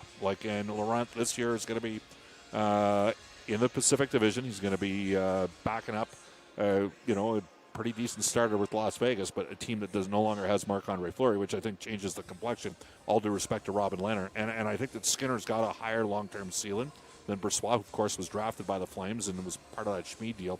Rodrigue, does he need 2 to 3 more seasons of professional experience? I would think so. Yeah. Last year was his first pro year, right, Jack? So goaltenders, I'd like to say that I'm an expert in goaltenders. I'm not an expert in anything, but goalies they're kind of like relief pitchers in baseball. Unless you have like the top 2 or 3 guys, sometimes guys are pretty good for 2, 3, 4 years, and they have a bit of a window, and then it gets closed on them. We'll see where it goes with Skinner, but I think Skinner's going to be the guy that gets the primary starts. And he won a Pacific Division title last year with Bakersfield, came on, was a big part of their storyline.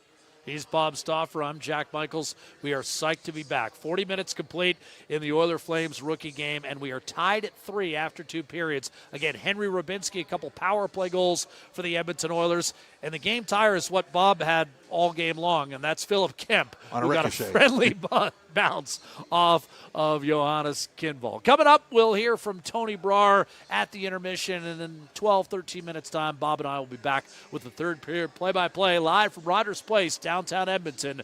The Oilers and the Flames tied at 3 after 2.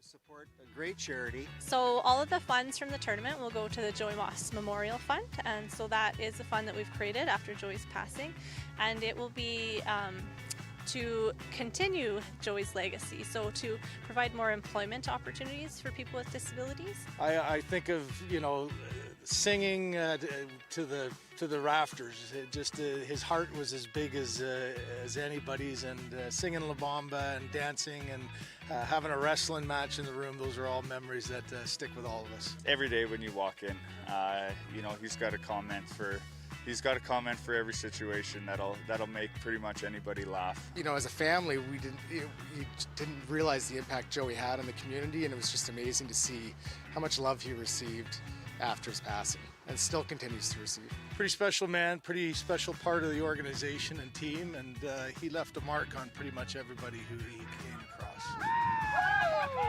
Reporting at the Joey Moss Memorial Golf Classic for Oilers TV, I'm Jessica Kent. Time now for the intermission report. We go to Tony Brar from Oilers TV.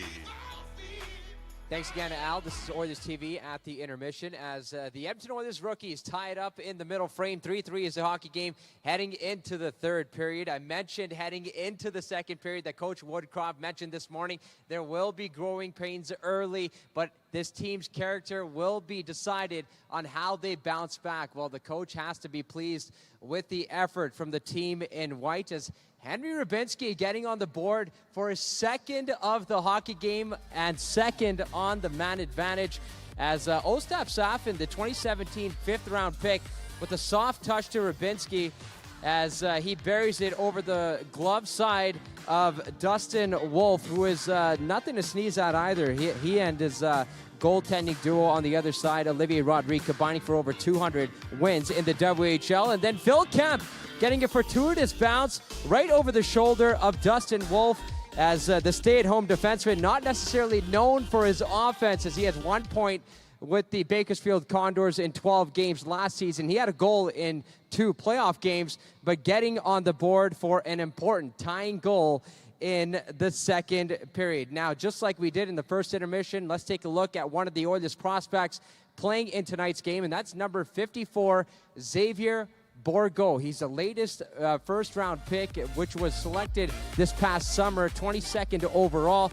He's got quite the tool set. He can score. He had 20 goals with Shawinigan last season in the QMJHL in just 29 games, added 20 assists for a total of 40 points. But just like tonight, he closes down space on the forecheck, really creates some opportunities. I know on the Oilers TV stream, my partner Jack Michaels mentioned that he's quietly won a few battles, and that's exactly what he does.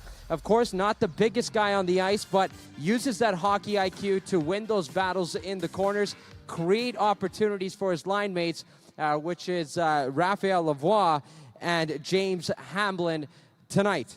Also, James Hamblin, also a former teammate with Henry Rubinski back in Medicine Hat Tigers, as James Hamblin will captain the Medicine Hat Tigers this upcoming season. He's captained them for 3 years already. So 3-3 is the score after 20 minutes of play. Now here at Rogers Place, if you look up at the rafters, you'll see some legends like Al Hamilton, Wayne Gretzky, Yari Curry, Paul Coffey, Mark Messier, just to name a few. They're to my right, by the way. That's why I was aiming right. But one of the names that is sure to go up there after being inducted into the Hockey Hall of Fame is Kevin Lowe. And he was celebrated this past summer at the Toast of the Town, where the Edmonton Oilers Community Foundation raised over $200,000 for blood cancer. Here's Jessica Kent with more on that.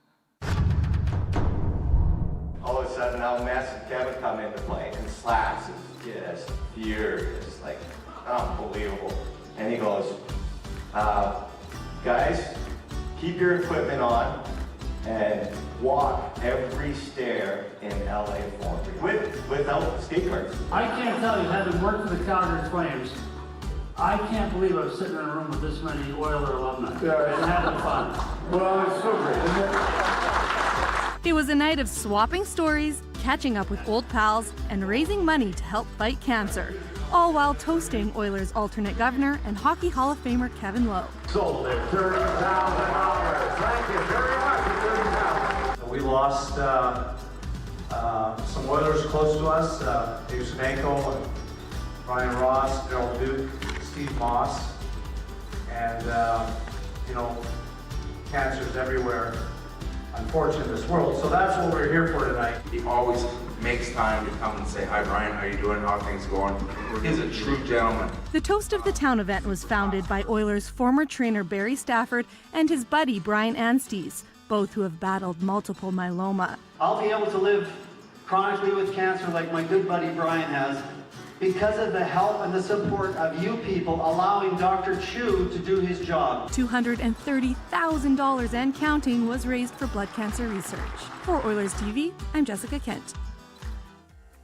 Thanks, Jessica. And now we can also further report on the status of defenseman Dmitry Samorukov. He did not come out for the second period, and while there is no official word, is likely not to return for the rest of this hockey game. But it's going to be his teammates, Phil Kemp and Rubinski, getting on the board in the middle frame as the Oilers and Flames rookies are deadlocked heading into the final 20.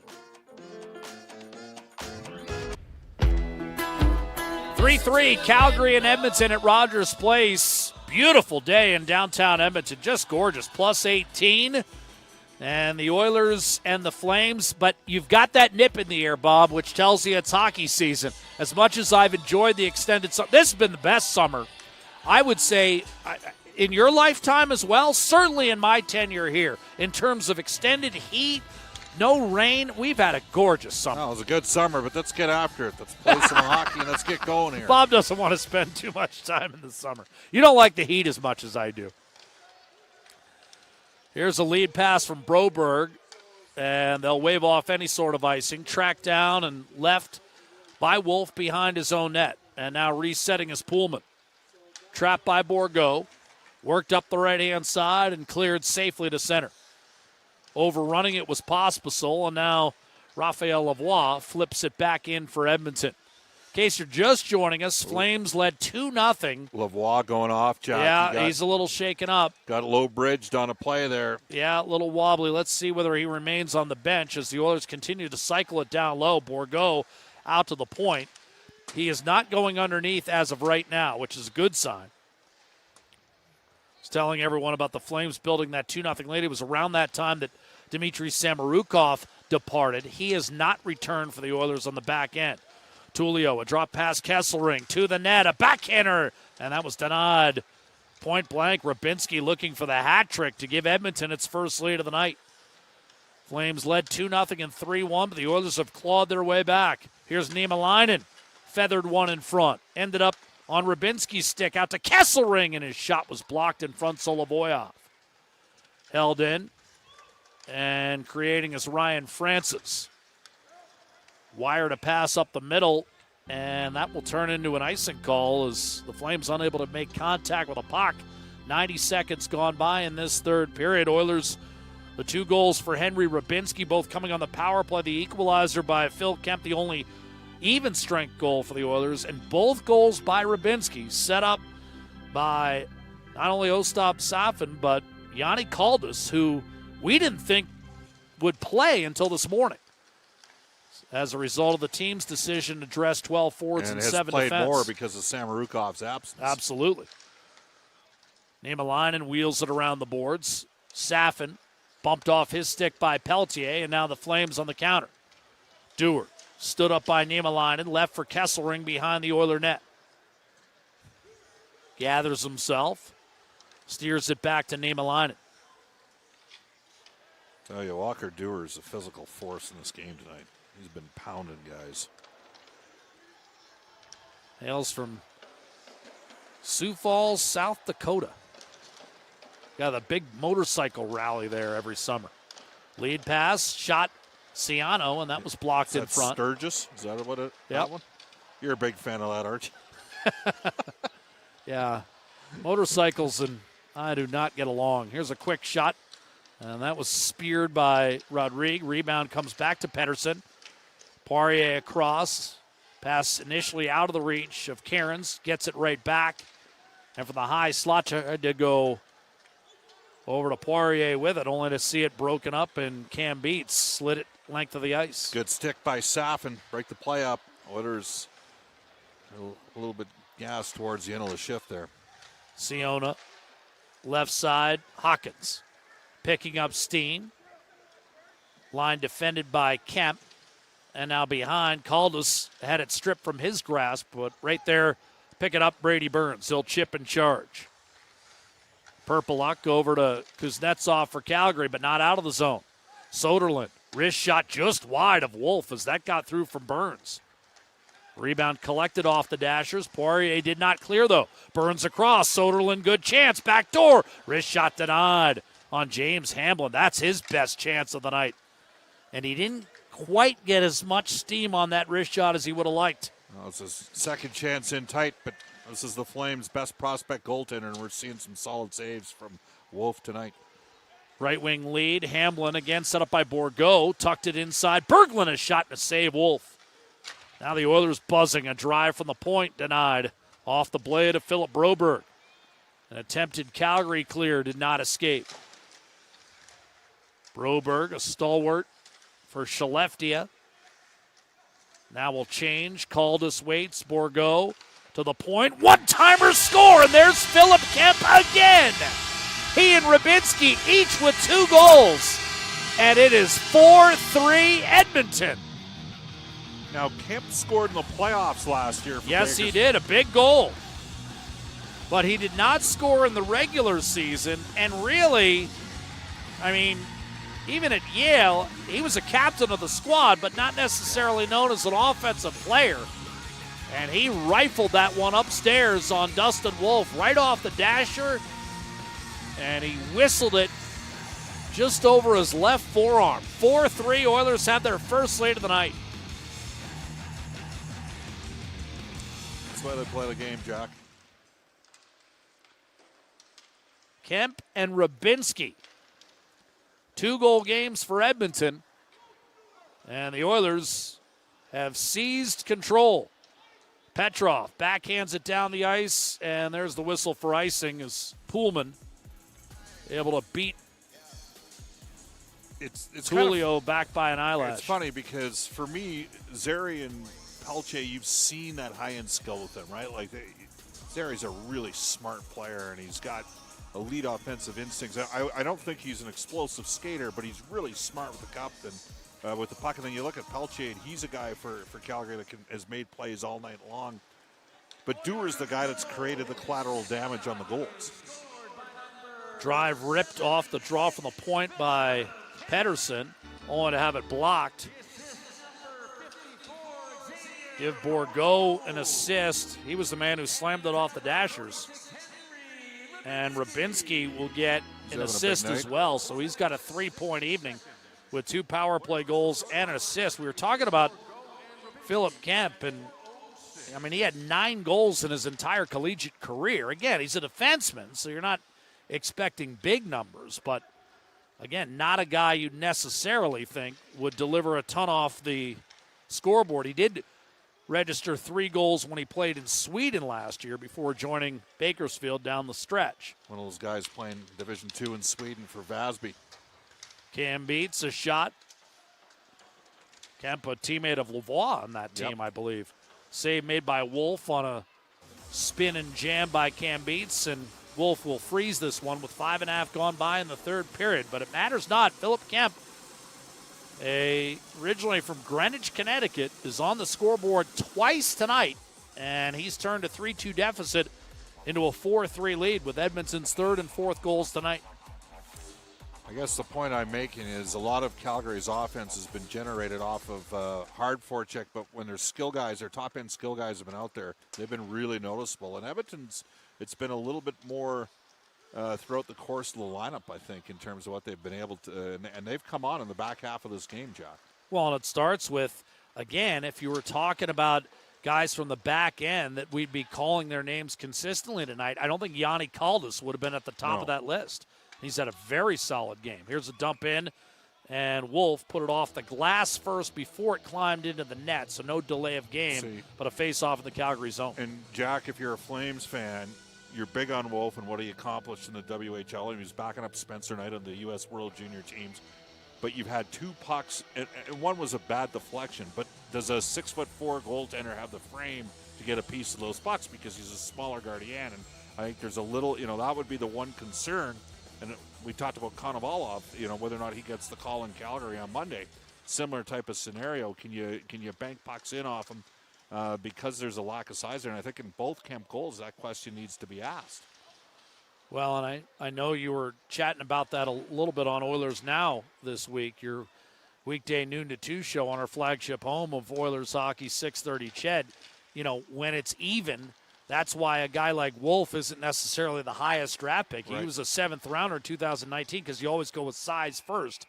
Here's a shot by Wynett that's deflected up and out of play by Lavoie, and we'll take time out with 6 1/4 gone by in the third period.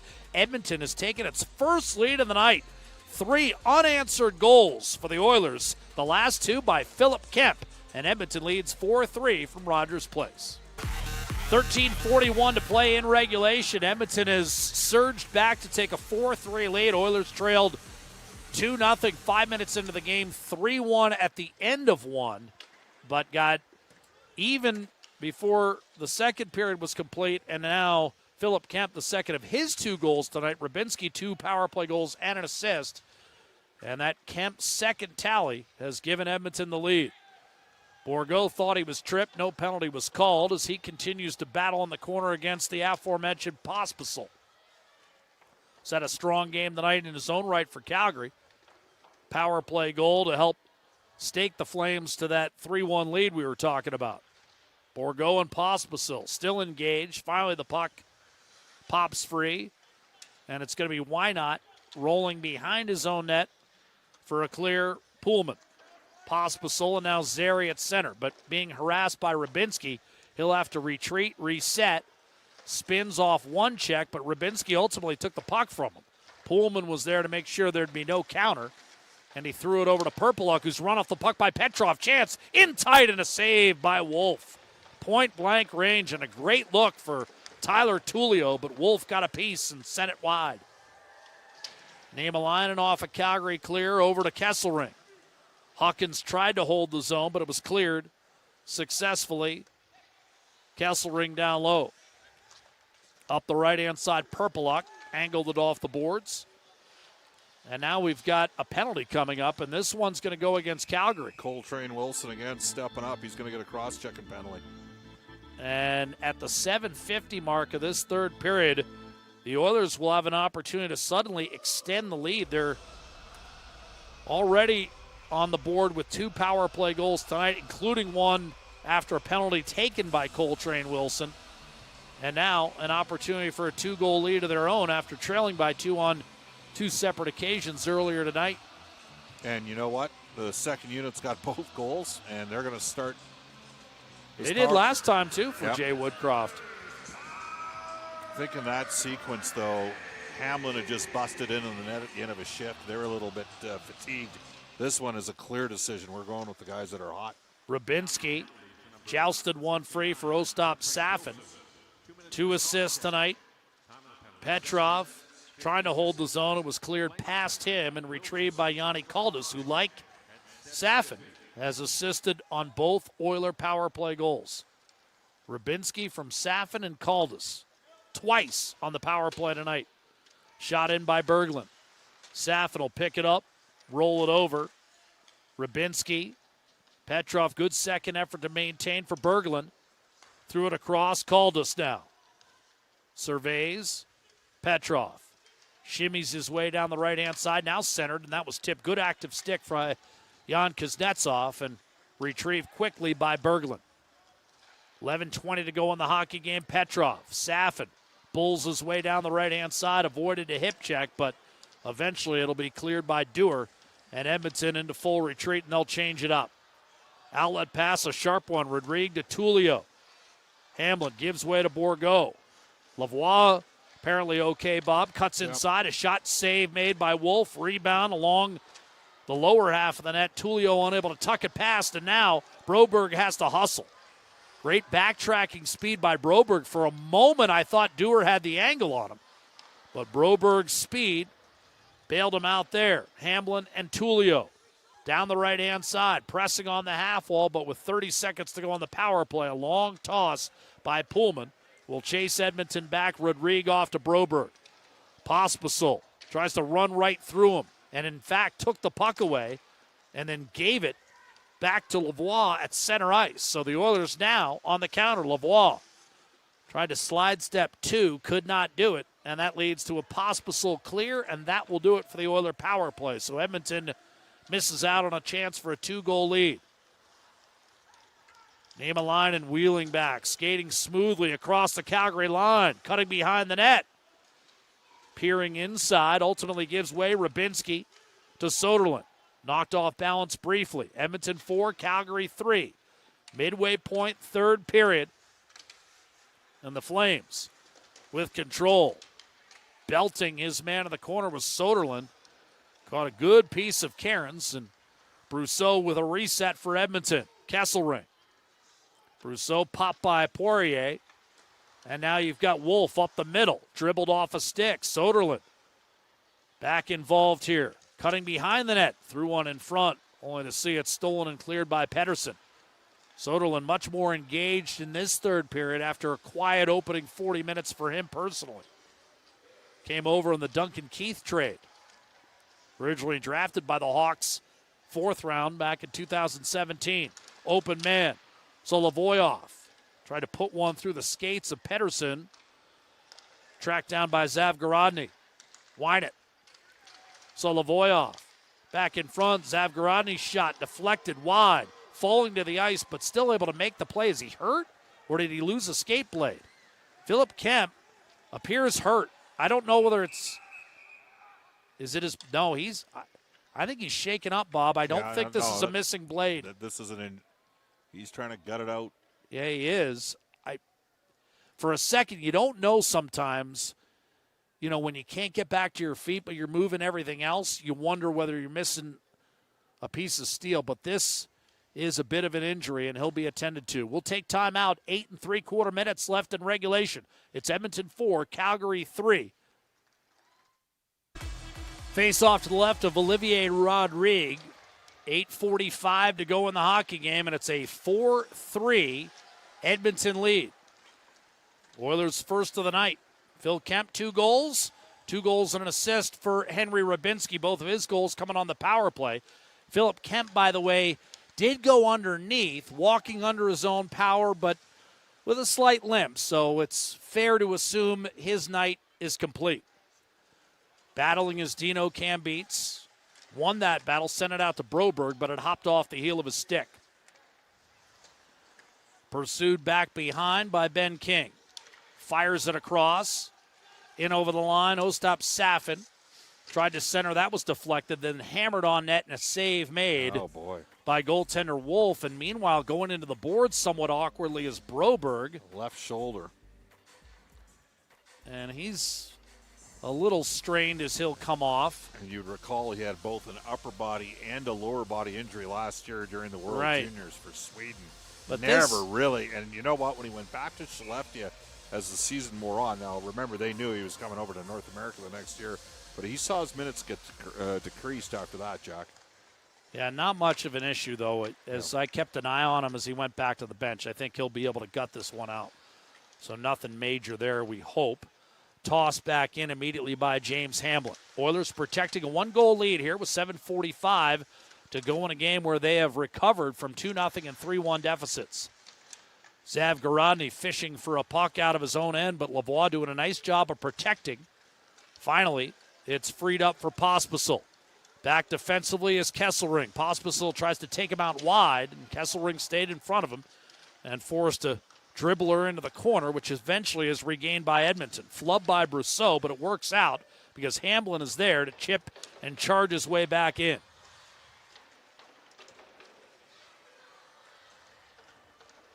Eventually, Flames are able to clear. Connor Zary up through center.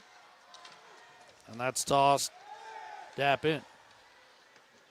Calgary's got another delayed penalty coming up here, Jack.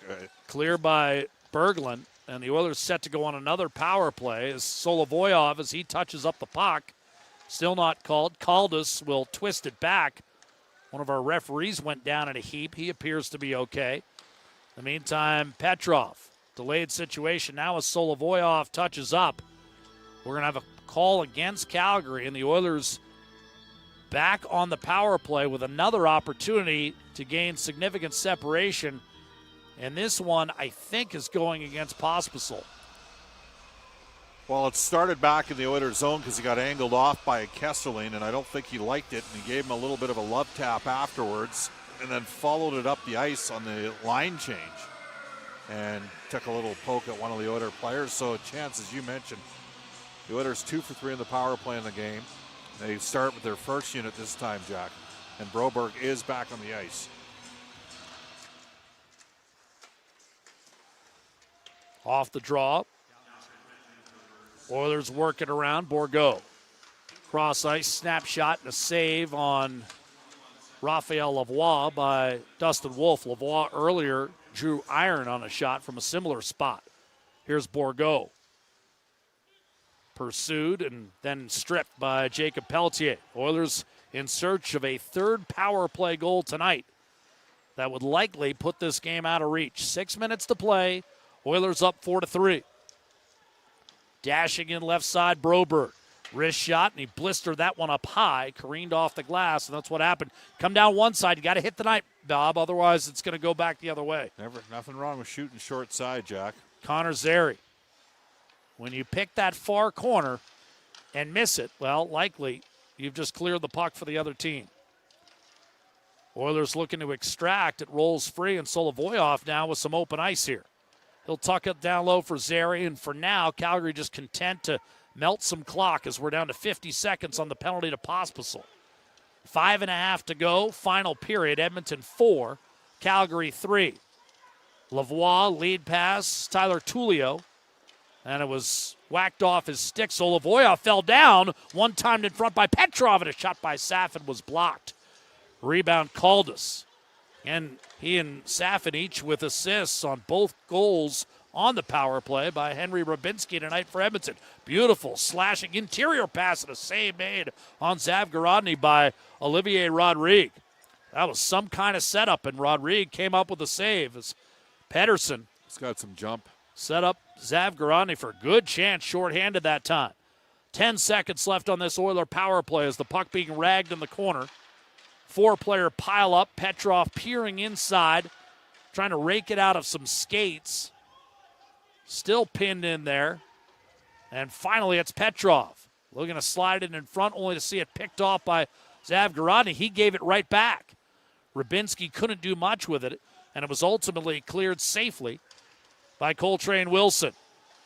Now busting down the right-hand side, Pospisil hits the trailer. Poirier's open, he shoots, save, and a rebound stopped as well on Pedersen by goaltender Olivier Rodrigue. And Pedersen ruining the fact he didn't get as much as he wanted on that rebound, but still a terrific save by Olivier Rodrigue. He and the Oilers lead it 4-3 as we come down the stretch with our rookie game at Rogers Place.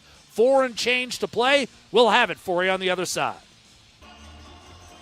Final 4 and change here at Rogers Place. The Oilers rookie game with the Calgary Flames, and off the draw, Edmonton maintains control and clears safely to Cam Beats, who inadvertently flicks it into the Calgary bench. So we'll have a neutral zone face-off here with 4:06 to go in the third. Back and forth affair, Bob. I mean, it's our first broadcast of the season. It's been entertaining hockey at times, as we anticipated. A little ragged, especially early, but competitive, hard-hitting, and ultimately a close one. which we did anticipate. Calgary has come as advertised. They've been the more physical of the two teams, and the Oilers have showed some resiliency in this game because there's been a couple times where it looked like it maybe would have gotten away from Edmonton. Big hit by Englot, and that creates a second chance for Cam Beats. I think as the game has moved along, Edmonton's been a little bit more active in the physical department, Agreed. and it's paid off dividends for him. Brousseau, Englot, interior pass, and Brousseau able to protect. Backhands it out to Bourgault. Kesselring will bide his time and now reset. Didn't like the feel of that puck off his stick initially and decides to just kill some time. And Philip Kemp is right back, Bob. Yep, give him credit. Yep. He did go underneath. You know, at that point, 7 or 8 minutes to play, you'd think the game was over, and now we've got a bad boarding penalty coming up. And Ryan Francis, that's a hit he'd like to have back. Even he would tell you that. He knew it right away. A lot of momentum coming in, and now you just hope, is it It was Bourgault? It was that's Xavier down. Bourgault that got hit short side there. Yeah, and you just hope he's okay because that's a bad hit, and I'm fairly certain Ryan Francis knows that. And an eerie hush. I know there's limited capacity today at Rogers Place, but the fans that are here know that's the Oilers' that's a first-round pick. And look, if it's anybody. Yeah. Bob, you and I, and we're not going to compare the injuries, but, you know, you and I were in the building and we're still, to this day, chilled by when Taylor Fadoon went into the boards on a hit by Eric Nystrom and broke his leg. I mean, that's something you and I still can't really get out of our minds. That's as bad as you'll see. And just a bit of a hush. This is far less serious than Xavier Bourgault, thankfully, is back up and skating under his own power. Admittedly, probably banged up, but at least at this point, doesn't look like anything too bad in the way of structural damage. And he'll just be let off the ice. I mean, and that's... But a bad hit. That's a terrible hit. For Oilers management, I mean, Samorukov comes back, plays, throws a big hit, and then steps up, and we're pretty sure it was Walker Dewar that he ran into, and he's the one that got, knocked the ice in that sequence, and he hasn't been back since. And Kemp, fortunately, has come back from a play, and the Oilers rookies already had a bunch of injuries up front as well, so we'll see what happens here at Bourgault. I don't think he's going to be back on the ice here. Final 3 minutes. 2-minute boarding penalty, and Philip Broberg off a Calgary clear will look to bring it the other way, only to see it deflected out and an extra little cross check delivered by Connor Zary. Yeah. And because the puck went out of play from where it was released just inside the blue line, the Oilers bogged down a little bit on this power play. This will be a defensive zone draw for them, even though they're up 5-on-4. Now, there's also a minute 13 in terms of differential. So Calgary, if it so chooses, can wait until it kills off the penalty, keeps within 4-3, and then they could pull their goaltender to go 6-on-5. Rybinski was off as well briefly, Jack, and he is back on the Oilers rookie bench. Well, we've said it's been hard hitting on both sides, and unfortunately for Edmonton, they've had a few casualties. Now breaking free is Lavoie, left circle wrist shot, and that just missed, clipped the top of the crossbar, I believe, before sailing out of play. That, I believe, grazed iron. Yeah. Just checking something out, Rybinski, as he's doing a little bit of a spin. little twirl, just to make sure he's okay. I'm not sure you would have seen Lavoie separate the way he did a couple of years ago that he just did right now. I mean, that was a... Oh, yeah, that's off the bar. That was off the top of the bar. I thought it was... There's no question about it. He's got shooter's instincts. Well, that's his second pipe today. He's hit a goal post and a crossbar. Raphael Lavoie, again, 5 goals, 10 points in 19 games down the stretch for Bakersfield last year. After he began the year in Sweden, he was one of those guys who found places to play. Here's a lead pass, so Lavoie with his team shorthanded will gain the line for Calgary. Oilers 4, Flames 3. We're down to 2:25 left in regulation. Spun off balance by Kesselring, was able to reverse pivot up the left-hand side for Hamblin. He's canceled out at center by Solovoyov, and Calgary is going the conservative route. They just want to kill off this penalty, and then they'll take their chances with the extra man with a minute 15 to go. Lavoie will wind it around. Oilers looking to bang one in and put this game out of reach. Lavoie to Tullio, who juggled that momentarily. Otherwise, that might have been the game right there. Kesselring setting a screen for Safin. Tucked back to Kesselring. His drive tipped just wide. Safin's got it on his backhand. Out to Niemelainen. Lavoie lets it go through. Tullio out-muscled briefly, then worked his way back into the play, freed it up for Safin. Angled off the boards, Kesselring. Niemelainen, 20 on the power play. Minute 30 to go in the hockey game. 4-3 Edmonton. Safin from Kesselring, a shot and a save, Wolf. And he'll freeze it, but that keeps Calgary down a man. It also keeps Wolf in the net. And now the Oilers still have 11 seconds of power play time with which to work, Bob. And if they gain possession off the draw, they can kind of work it around and melt some clock here. Yeah, no question about it. So an O-zone face-off win in this sequence, important because otherwise Calgary can ice it, get back to even strength, and then start the forecheck. Digging in. And a face-off win. Taken down low right corner by Devin Brousseau. Englot. He's been a factor today as well. As Bob, you talked about it. Up and down the lineup. Jay Woodcroft getting some balance from his squad here early in this rookie camp. And here's Englot with another hard check. That keeps Schinval under wraps. Up the right-hand side, Connor Zary driving in from the right-hand side. Cleared. Not out just yet. Oilers have it pinned in the corner. Time trickling down. We're down to 45 seconds. And finally, Wolf will head for the bench as Calgary assumes possession. Poirier shaking his way to the right-hand side. To the net with a shot, and he blistered it wide. And again, when you pick far side from the opposite side of the rink, that's what can happen. And then it's flubbed by Schinval. Again, that K in Sweden, just like Oliver Shillington.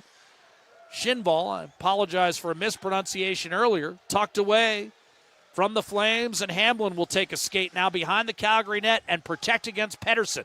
It's booted free, Zavgorodny, but time is winding down. We're down to 10 seconds to go, and the Flames can't get on the Oiler net. Poirier, lead pass left wing, missed Pettersson, and Kemp will skate out the remaining time, and the Oilers complete the comeback from deficits of 2-0 and 3-1 to win this game 4-3. Yeah, scrappy victory for the Oilers rookies, and we'll obviously get to some of the concerns that I think we've all got. Injury-wise, you mean? Injury-wise, but I think that Jay Woodcroft will be pretty happy with the overall performance from his team during the course of this game and how they kind of battled. There were a couple points in the game. It looked like they were wavering a little bit better with it, but they stuck with it and ultimately found a way to get the win. But really, Jack, in fairness, there's some good storylines, but the bottom line is that you're sitting in a situation where Dmitry Samorukov leaves the game 4 minutes into the game, and then you have Xavier Bourgault not be able to play the final three and a half minutes of the game after the check from behind. So at this stage, Samorukov and Bourgault become the two biggest stories for the Oilers coming out of this game. Now, we have no idea in terms of, there's been no update whatsoever in Samorukov, and Bourgault's scenario happened so late in the game that, we're not going to get anything right away. So those were kind of the downer end of things. The positives, like for a guy like Rubinski, got his nose out there and, picked up a couple goals. Safin had a strong performance. Looked like a guy that played a little bit of time in the minors. Didn't mind Lavoie. He showed a separation burst that we haven't seen. Kemp and a good shot, too. Yeah. I mean, he hit 2 posts tonight. 2 tonight. posts. Kemp scoring a couple goals and coming back after a little bit of a tweak in the third period. So even Rodrigue.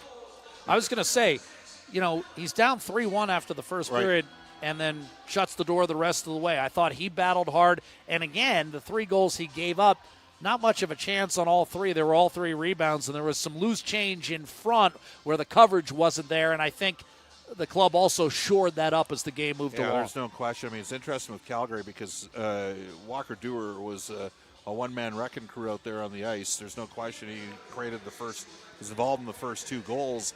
Was very aggressive on the forecheck. Their top-end guys like Zary and Peltier were noticeable, but weren't necessarily rewarded for some of the offensive plays that they set up. And I think that Dustin Wolf would probably say that the last one he would not be happy with. Unlucky break. Sharp angle. Yeah, unlucky break on the game tire by Kemp. But Kemp, building on, hey, last time I put the puck to the net, it went in, did it again, and that's the one that Wolf would say it's got to have again. All about the injuries for me. Let's see where we're at with Samorukov. Let's see where we're at with Bourgault. You don't want to be down defense heading into the main, and we wanted to see what Samorukov could do. Well, he was the one guy, and Yeah. correct me if I'm wrong, he was the one guy in this rookie camp that theoretically, if things broke right for him one way or the other, and he was able to elevate his play, that could have theoretically worked his way at least into a conversation for some NHL games this year. Yeah, well, I mean, I think we're going to see, there's a chance Broberg at the end of the year, but he's going to need to play a lot down in the minors. Right. And let's not forget, Samorukov's played a year in Bakersfield where he played a large portion of that season on the right side, and then went back into the KHL last year on a very good team with Seska. It was plus 24 in 48 games before he went out with a shoulder injury. Our concern is because of the hit and, And he was just coming off. He'd just been cleared a week ago. From the shoulder surgery. Yeah. Did he re-injure the shoulder? And, of course, the Oilers are already playing without Dylan Holloway in this tournament. I mean, they're down 4 forwards, and that's why it's going to be interesting with Bourgault here. But not only is Holloway out, Josh Prokop, who got injured playing for the Alberta Golden Bears, was invited to this camp and on to Bakersfield. And then Kirill Maximov, not quite available yet. And then Chason got hurt a couple days ago at practice. So they're down to 12 forwards. And so we'll see with Bourgault. It was a little bit disconcerting. But for me, with all due respect to Bourgault, the greater concern is where are we at with Samorukov here? Because I think he has a real chance to play down the road. And just as a final kind of ribbon on this one, Bob, the negative side of physical play, of course, it can lead to some injuries, and we saw that. But on the positive side, that advantage was strictly Calgary's in the opening 20 minutes. And I thought as the game wore on, we saw a good degree of pushback. And as you indicated, it was kind of up and down the Edmonton lineup. There were guys throwing their bodies around, and it had an effect on the outcome of the game, in my estimation. Well, I think Calgary got frustrated. They took at least 3 undisciplined penalties as this game wore on. And even if the Oilers didn't cash in on the last couple, gave them a little bit of it also killed the clock because Edmonton already led at that point. Yeah. So, for Rybinski, if there's a guy doesn't get signed by the Florida Panthers, some people thought he might get redrafted, did not get redrafted, trying to put himself in the mix. We've seen players signed out of these scenarios before. Is that a realm possibility? Never say never. But so he's got to be happy. I had Safin, the 2 setups in the power play, the 2 power play goals. Caldas, guy that his name keeps getting mentioned once in a while down in the minors. And also, I want to mention James Hamblin. Had a real good net drive on one that had a backhanded opportunity, had a scoring chance, another, and a 2-on-1. He's around the puck. You can tell he's one of Jay Woodcroft's favorites. He's hoping to go down that Josh Curry path where he goes from an AHL to an NHL deal. And I don't think he hurt himself with his performance tonight. Well, and he's always shown an ability to play with elite players. And that's a skill in and of itself. We've seen that with some of, in recent years at the NHL level, Connor McDavid and Leon Draisaitl's line mates. Playing with those top players and finding a way to be productive and not a drain on that line is a skill. And you've seen this guy since he was 14, 15 years old, and he's always had that skill. Yeah, well, I'm all the way back to that Bantam AAA team during the lockout year, Jack, where I had nothing to do on Sunday nights and didn't want to watch how bad the Sunday night game was at that time with the NFL. So I went and watched Tyler Benson and Stuart Skinner's team, and Hamblin was a 13-year-old on that team that year. Really kind of emerged in Medicine Hat playing for Willie Desjardins. So a nice story there. There were a lot of good stories, and again, for Oilers fans, concern on the injury front. Calgary, I mean, if you're watching this as a Flames partisan, you could see the skill through those 2 top-end first-round picks, albeit late first-rounders. And I did think that the Oilers' lankiness, even though they were down a defenseman in this game with Samorukov, I did think it played a factor as the game wore on. Guys like Niemelainen didn't look, he looked all right. Kesselring hung in there and battled. Or if maybe Coltrane Wilson tries to engage Kesselring on Monday night. If I'm Kesselring, I'm not taking any part of that. But it'll be intriguing to see what happens Monday in Calgary. That's the rematch, Oiler and Flame rookies, and you'll be able to catch the feed. It'll be a Calgary kind of production, but you'll be able to catch the feed right here on EdmontonOilers.com as rookie camp comes to its conclusion early portion of next week. culminating with a Monday rematch at the Saddle Dome. Main camp with training and physicals and things of that nature opens on Wednesday, and you may not be able to tell it by my partner's face because he doesn't reveal much, but he's elated, as am I, that we're back calling hockey games. Drop the puck, baby. All right. It's Edmonton 4, it's Calgary 3. That's your final from Rogers Place in downtown Edmonton. Keep it locked right here on Oilers TV as Tony Brar will have your Oilers post-game report.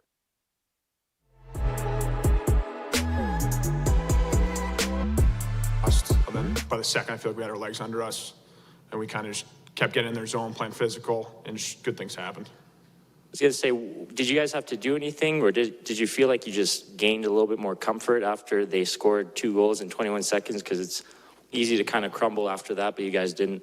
Yeah, I mean, we knew there was a lot of hockey left. I think there was like 13 minutes left when they scored 2 quick ones. And we kind of just kept listening to the coaches. They had a great game plan.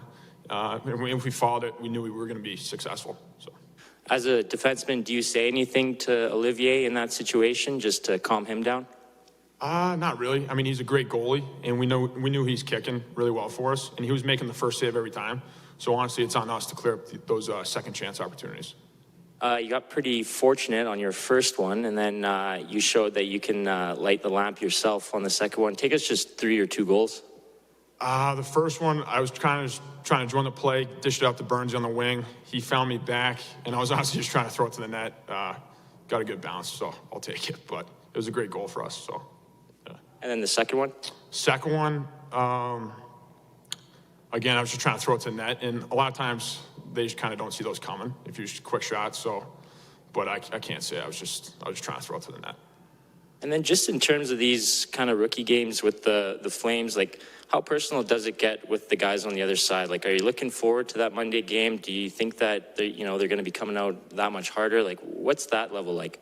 Totally. I mean, I think we're all extremely competitive, and anytime you lace them up, you want to beat the guy across from you, and I think Monday's no exception. So, I mean, we had a great win, but we know they're going to come out hungry and try to beat us Monday. Awesome. Thanks, Phil. Thanks, man. Have a great one.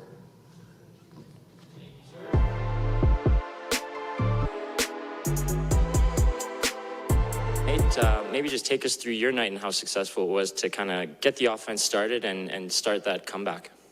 Yeah, it was really good. I was a little nervous going in, and then just on the goals, just was right place, right time. Players made really good passes and kind of helped boost the confidence for myself and the team, and then we overall just started playing better, and that led to us grabbing the win tonight. I can't imagine you guys had much time to really draw too many plays up on the power play, but it looked like both your goals were very similar in vein. Going down to the goal line, Safin finds you in front. Just how did you guys kind of orchestrate those? Did you talk about it, or how did they develop? We actually did talk about it before the game. Me, Saf, and Petrovic, we talked about it, and just the option, go down the goal line. They just said, be ready to shoot it, because they'll find me, and they did, and I just, eyes closed, hit it, and went in, so. And what can you say just about the chemistry you formed with your line mates? I know the 2 goals came on the power play, but it looks like the guys are beginning to mesh, and with your line specifically, with Tyler and Madve. Yeah, no, I thought we had a lot of chemistry out there. I think we're all like fast, quick thinking, quick moving forwards, and so we're just reading off each other, getting the cycles going, trying to beat the D-men like with our speed and our skill. So yeah, we had a lot of chemistry, and it was really fun playing with them. They're both really good players.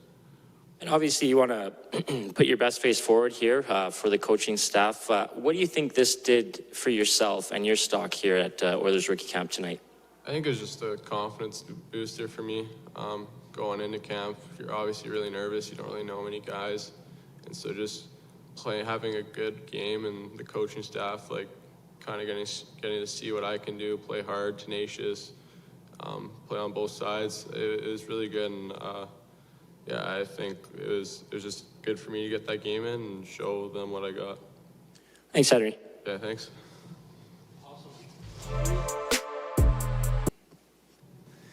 Jay, obviously a gutsy victory for the rookies tonight. What can you say about that effort? Well, I thought it was a competitive game. There was lots of good in that game. The effort, enthusiasm, and try were there. We made some mistakes, sure. but the team, a group that's only been together for 3 days, found a way to come back and make it a game, and then found a way to win the game in the third period. If I looked at the game as a whole, I didn't think we started very well. I thought we were slow out of the gate, and give credit to Calgary's rookies. I thought they were very good in the first period. We found a way to tighten up our shift lengths and start to shoot the puck in the second and third period, and we were rewarded. I thought our power play was good tonight. The penalty kill did some good things, and at the end of the day, we got some mistakes to clean up, yes. But moving forward, there's some things to build on. How impressed were you just with the team's resiliency after Calgary scored 2 goals in 21 seconds? And, you know, no one really crumbled from Olivier on up. Yeah, I thought, and we talked about it in between periods, the goals that we gave up, I felt were very preventable goals. So things that could be cleaned up quite easily. If you look at the first one, we had some people that got caught on the ice and spent a solid 2 minutes in their own end, and that's rarely a recipe for quick exits. So shift length on that one. Obviously, the next one was a neutral zone forecheck where I didn't think we worked above or kept skating on the back checking part of it. So technically there was a few things that needed to get cleaned up there. And then the third one was on the penalty kill, but I go back to the penalty that was taken. It was a mental error with too many men on the ice and not knowing who you were changing for. All to be understood 3 days into a rookie camp. Those things happen, and on the bench we stayed positive. In between periods we stayed positive. We wanted to build on the things we did well, and the team stuck together and found a way to chip away, and then in the most important period found a way to get the go-ahead goal. Obviously there wasn't too much of a run-up to tonight in rookie camp, just a few skates.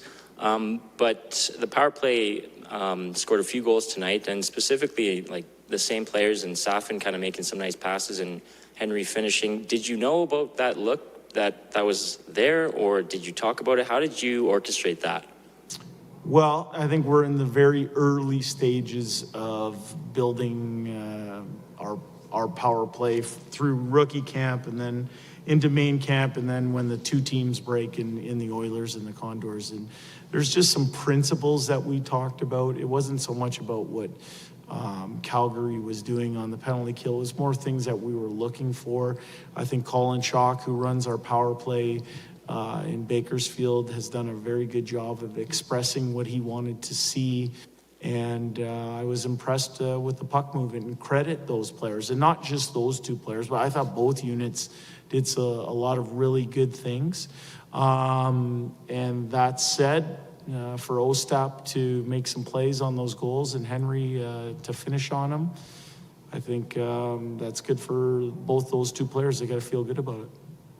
Just targeting or looking into one specific player, this was obviously Xavier's first taste of this level of action. What did you think of him? It looked like he gained more comfort as the night went on, and specifically along the boards, he looked like he was making some plays and whatnot. And is he okay after taking that big hit late? Yeah, I would agree with your assessment. I think he was very much like the rest of the team. We didn't necessarily start the way we wanted to start. I thought we started slow. And we were in the mud a little bit right out of the gate. And like I said, we addressed a few things. We got better as the night went on, and Xavier did as well. I saw a player who made some plays on the cycle. I saw someone who looked dangerous off the rush. And, he took that hit towards the end of the game. I haven't gotten a medical report yet, so I'd be remiss if I speculated on it. I don't know. We'll have a better idea tomorrow of where he's at. And what do you tell the guys ahead of Monday's game, just to in making sure that they grow from this and take some momentum into Calgary? Yeah, the theme of the camp is to get better every day. So whatever the result would have been tonight, we're going to go through the game with a fine-tooth comb. We're going to present a few themes to our team. We're going to grow our game tomorrow by trying to give our team something and work on it in practice. And, you know, the first couple days of training camp or rookie camp here were very hard. They weren't easy days. You know, you think of the testing day, it takes a lot out of these kids physically, but also mentally, because everyone wants to show well. Then you go into getting up and down the rink on that practice that we had on the first day. And yesterday there was a lot more rubbing when we worked our way back to our own net, and in terms of some body contact and whatnot. And today, you know, we went on the ice in the morning. We played a tough game tonight. Everybody is naturally going to feel a little bit sore heading into tomorrow. I think it's the job of the coaching staff to present a few small things that we can improve at, and also accentuate a lot of the good things that we did. We'll have a quick practice tomorrow, let the fellas enjoy their Sunday watching NFL football, and then heading into Monday, we'll have a tight game plan heading into that game. Thank you, Jay. Thanks.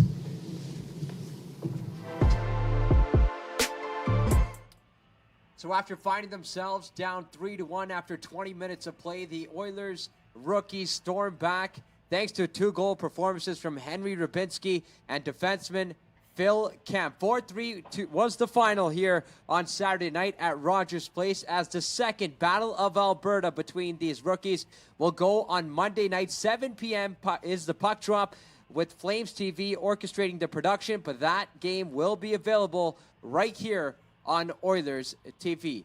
On behalf of the entire production crew, I'm Tony Brar signing off. Thank you for joining us this evening. Have a wonderful night and stay safe.